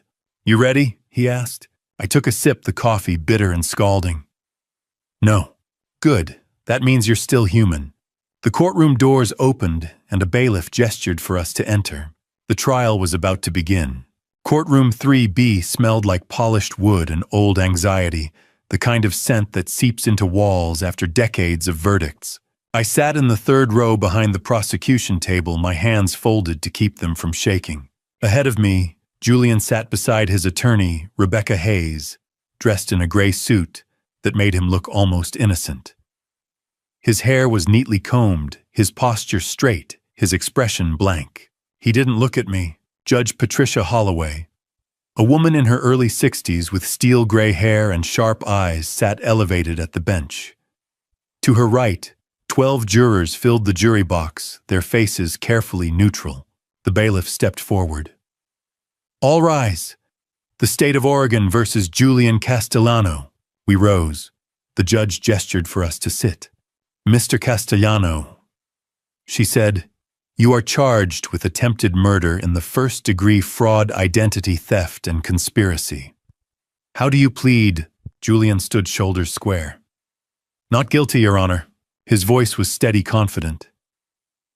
I felt something twist in my chest. Very well." Judge Holloway nodded to the prosecution table. "Mr. Morrison, your opening statement." James Morrison rose, a man in his early 40s with controlled energy. He buttoned his suit jacket and faced the jury. "Ladies and gentlemen, over the next few days, you will hear a story about greed, betrayal, and cold calculation. Julian Castellano planned to end his father's life for money, not in passion, not in self-defense, but methodically over 2 months using poison-forged documents and stolen identity." He paced slowly. "The evidence will show that Mr. Castellano sent his father a bottle of vodka laced with aconitine, a lethal toxin. When his father refused to drink it, the vodka was given to David Whitmore, the family's lawyer. Mr. Whitmore consumed approximately 50 milliliters and nearly died." Morrison paused. "You will also hear that Mr. Castellano swapped his father's heart medication with a dangerous substitute, hacked a law firm's system to forge a will, leaving him the entire estate, and used a $500,000 life insurance policy as collateral for gambling debts." He turned to face Julian. "This was not a mistake. This was attempted murder, premeditated and deliberate." Judge Holloway nodded to the defense. "Ms. Hayes," Rebecca Hayes stood approaching the jury box with calm deliberation. "Ladies and gentlemen, my client made mistakes. Serious mistakes. But mistakes born of fear, not malice. Julian Castellano owed $300,000 to a criminal organization that threatened his life and the lives of his wife and daughter. He was desperate. He panicked." She gestured toward Julian. "But the prosecution wants you to believe Julian is a cold-blooded killer. That's not true. Julian was a man drowning in debt, manipulated by criminals trying to protect his family the only way he knew how." She sat down. The jurors exchanged garters. The prosecution called its first witness. "Dr. Michael Brennan, please take the stand." Dr. Brennan testified about David Whitmore's aconitine poisoning and the swapped medication in my prescription. Morrison presented the evidence bags containing both. David Whitmore was next. When Morrison asked him to describe October 12th, David's voice was steady but quiet. "Archer brought me a bottle of vodka as a gift. I drank approximately 2 ounces. Within an hour, I was experiencing severe chest pain. At the hospital, doctors told me I'd been poisoned." Catherine Walsh took the stand next, presenting server logs showing Julian's apartment as the source of the hacked will. Chaktatin. The digital will was uploaded from IP address 198.51.100.42 at 2:34 a.m. on August 15th. That address corresponds to Unit 407 at the Laurelhurst Towers, leased to Julian Castellano. At 2 o'clock, Morrison called my name. "The state calls Archer Dalton." I walked to the witness stand, placed my hand on the Bible, and swore to tell the truth. Morrison approached. "Mr. Dalton, did your son know about your heart condition?" Yes. He visited me in 2021. I showed him my prescriptions and the vodka bottle. Who sent it?" "Julian. It arrived via FedEx on my birthday. I didn't trust him, so I gave it to David Whitmore. David nearly died because of my instinct." I paused. At first, the police suspected me because I delivered the bottle, but the evidence proved Julian was the sender. Rebecca Hayes rose for cross-examination. Mr. Dalton, you and Julian have had a strained relationship for many years, haven't you? Yes. Is it possible someone else tampered with that bottle? No. The lab confirmed the seal was intact until David opened it. The handwriting matched Julian's. The FedEx tracking showed shipment from Portland sender listed as Julian Castellano, Hayes pressed. But you admit you didn't trust your son. Couldn't that bias affect your testimony? My testimony is based on evidence, not bias. She nodded. No further questions. At 5 o'clock, Judge Holloway rapped her gavel. Court is adjourned until 9 a.m. tomorrow. I stepped into the hallway, exhausted. Sarah Castellano stood near the elevator, her arms wrapped around herself. When she saw me, she nodded once. Tomorrow she would testify. The courtroom felt colder on the second day, as if the weight of what was coming had leached the warmth from the walls. I sat in the same third-row seat, watching Sarah Castellano walk to the witness stand. She wore a simple black dress, her hair pulled back, her face pale and drawn. When she raised her right hand to take the oath, her fingers trembled. Julian sat motionless at the defense table, staring straight ahead. He didn't look at her. James Morrison approached. Mrs. Castellano, did you know your husband planned to harm his father? Sarah's voice was barely audible. I knew about the debt. I knew Vinnie Russo had been following us for months. But I didn't know about the vodka or the medication until Detective Miller told me. She paused, her composure cracking. Julian threatened me. He said if I told anyone, he'd take Emma and disappear. I was terrified. Oh, did you have any evidence of your husband's intentions? Yes. Sarah pulled out a printed email. Julian wrote this to a lawyer representing the Benedetti family. It's dated October 3rd. It says, once the old man is gone, I'll transfer $200,000 immediately. Morrison held up the email for the jury. Once the old man is gone, meaning Archer Dalton. Yes. Rebecca Hayes rose for cross-examination. Mrs. Castellano, you're testifying in exchange for immunity, correct? Yes. So you have every reason to shift blame onto your husband to protect yourself. Sarah's eyes flashed. I'm testifying because my daughter deserves a mother who tells the truth. Julian put all of us in danger.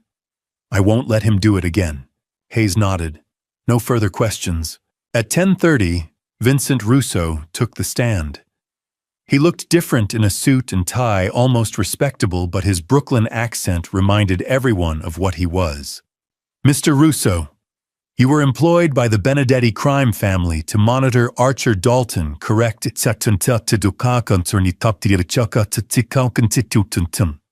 Correct.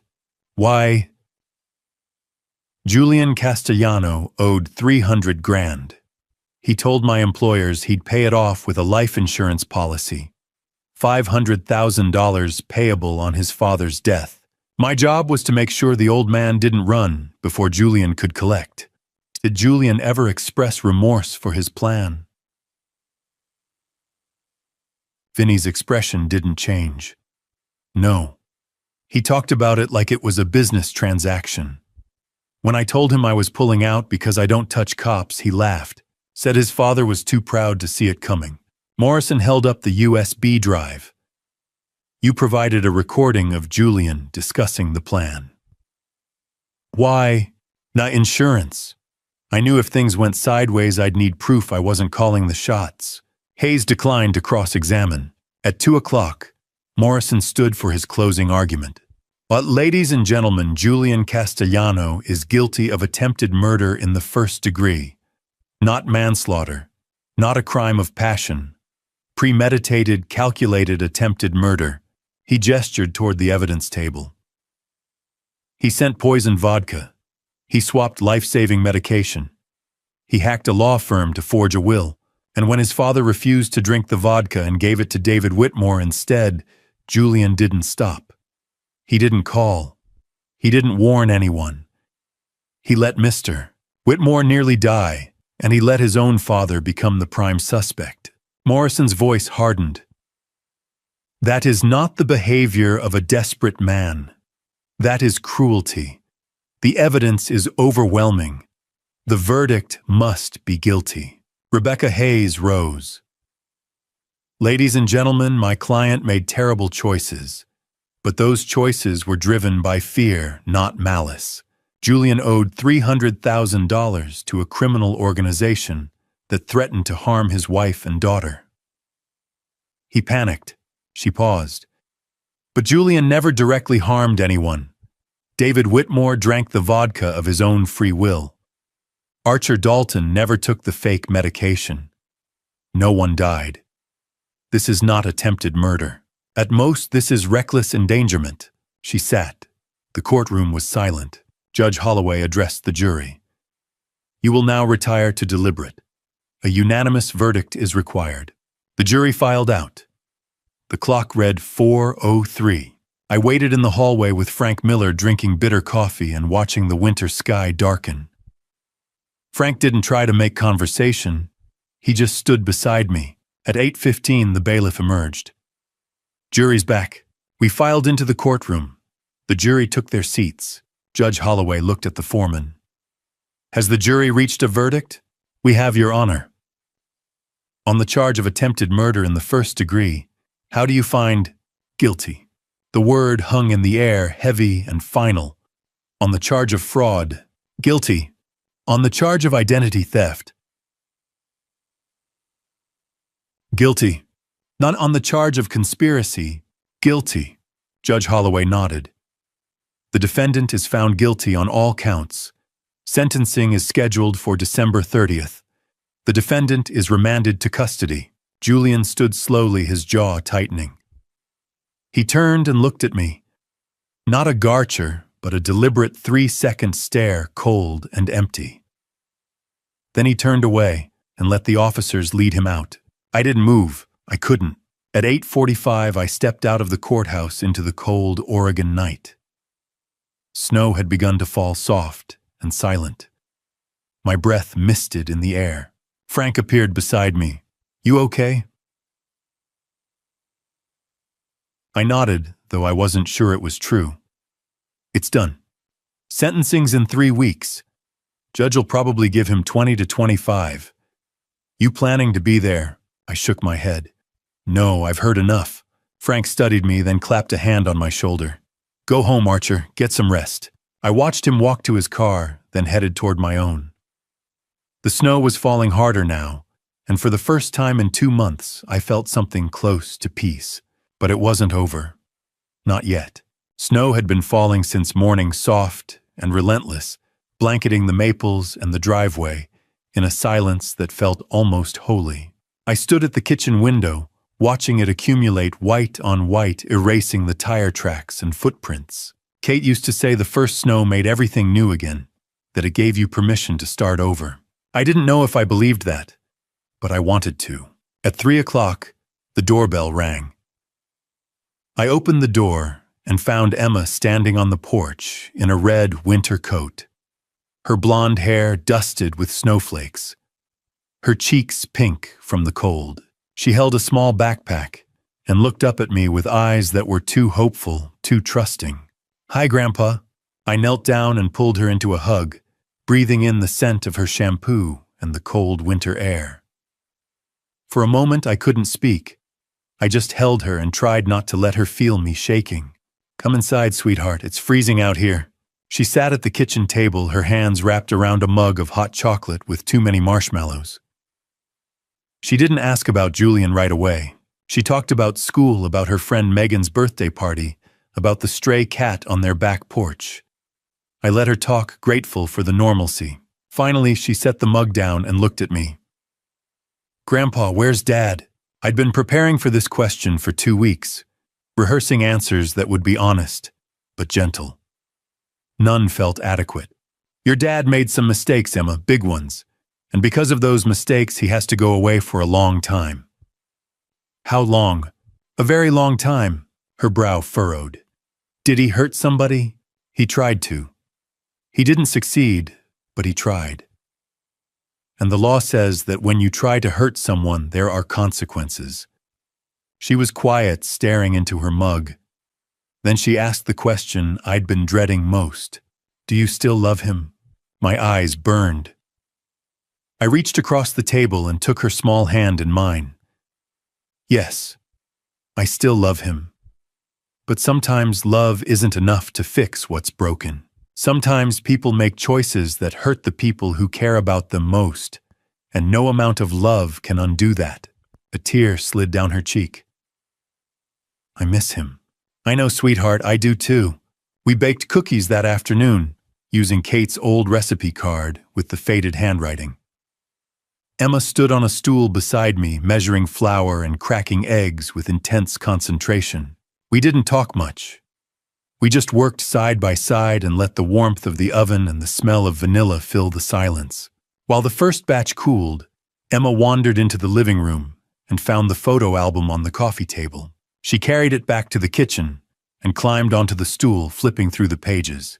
Is this Dad? I looked over her shoulder. The photograph showed Julian at 8 years old, standing beside a creek with a fishing rod, his grin gap-toothed and wide. I stood beside him, one hand on his shoulder. That's him. We went fishing that day. He caught a trout almost as big as he was. Emma traced the image with one finger. He looks happy. He was. For a long time, he was very happy. What happened? I sat down beside her. He got lost, I think. Life got complicated, and he made choices that took him farther and farther away from the person he used to be. By the time he realized how far he'd gone, he didn't know how to come back. Emma was quiet.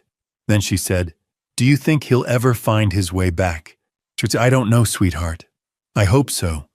But hope doesn't always mean things will turn out the way we want.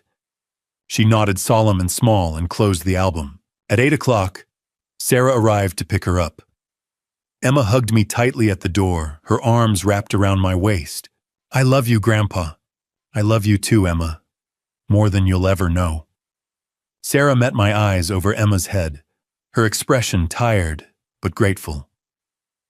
Thank you, Archer, I nodded. Take care of her. I will. I watched them walk to the car through the falling snow, Emma's red coat, bright against the white, and didn't close the door until their taillights disappeared. I sat at the kitchen table with my journal open, the pen heavy in my hand. Outside, the snow continued to fall. Inside, the house felt emptier than it had in weeks. I began to write. December 23rd, 2024, 8:15 p.m. 1 week from today, Julian will be sentenced. Frank called this afternoon.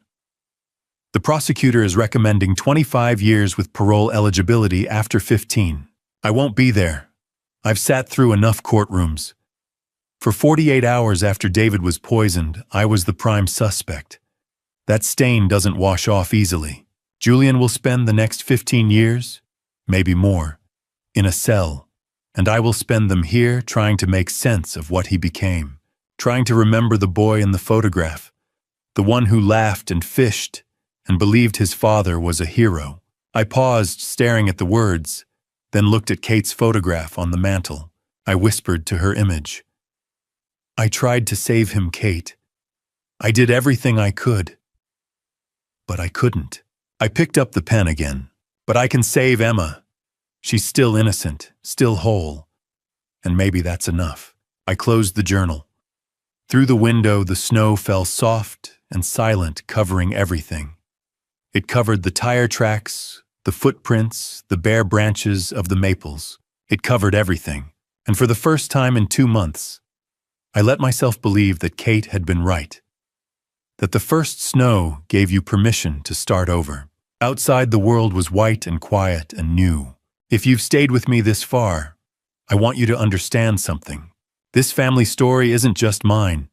It belongs to every parent who's watched a child drift beyond reach, every father forced to choose between love and what's right. My family story taught me that blood doesn't guarantee loyalty, and sometimes those we trust most become strangers. I made mistakes. I was too busy being the detective solving everyone else's problems while missing the poison in my own home. God knows I wish I'd seen the signs before Julian chose dad revenge over redemption. His twisted dad revenge, poisoning me for money, letting me become the suspect, cost him everything, his freedom, his daughter, his soul. So here's my advice: don't wait until betrayal forces your hand. Talk to your children. Ask the hard questions. Be present, not perfect. If someone you love is drowning in debt or desperation, don't look away. My son sought dad revenge when what he needed was help. Don't let your family story end like mine. Emma still visits. The snow still falls. And I still believe that some part of the boy I raised is in there, lost, but not gone forever. If this moved you or reminded you of your own struggles, please leave a comment below. Share it with someone who needs to hear it. Subscribe so you won't miss what's next. Your support means everything. Thank you for walking this difficult road with me. Disclaimer: this narrative contains fictionalized elements for reflective purposes. If it doesn't resonate, please explore other content better suited to you.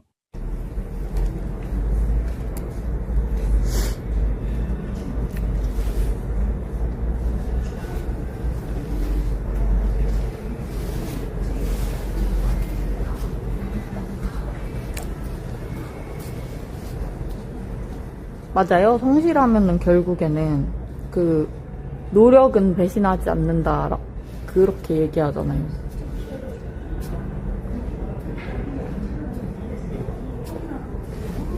근데 그게 이제 지치면 안 되는데 그렇게 하면서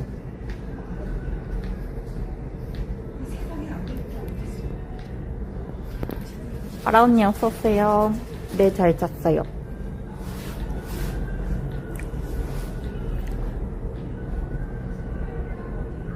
어제 그리고 잠이 안 오는 거예요, 계속.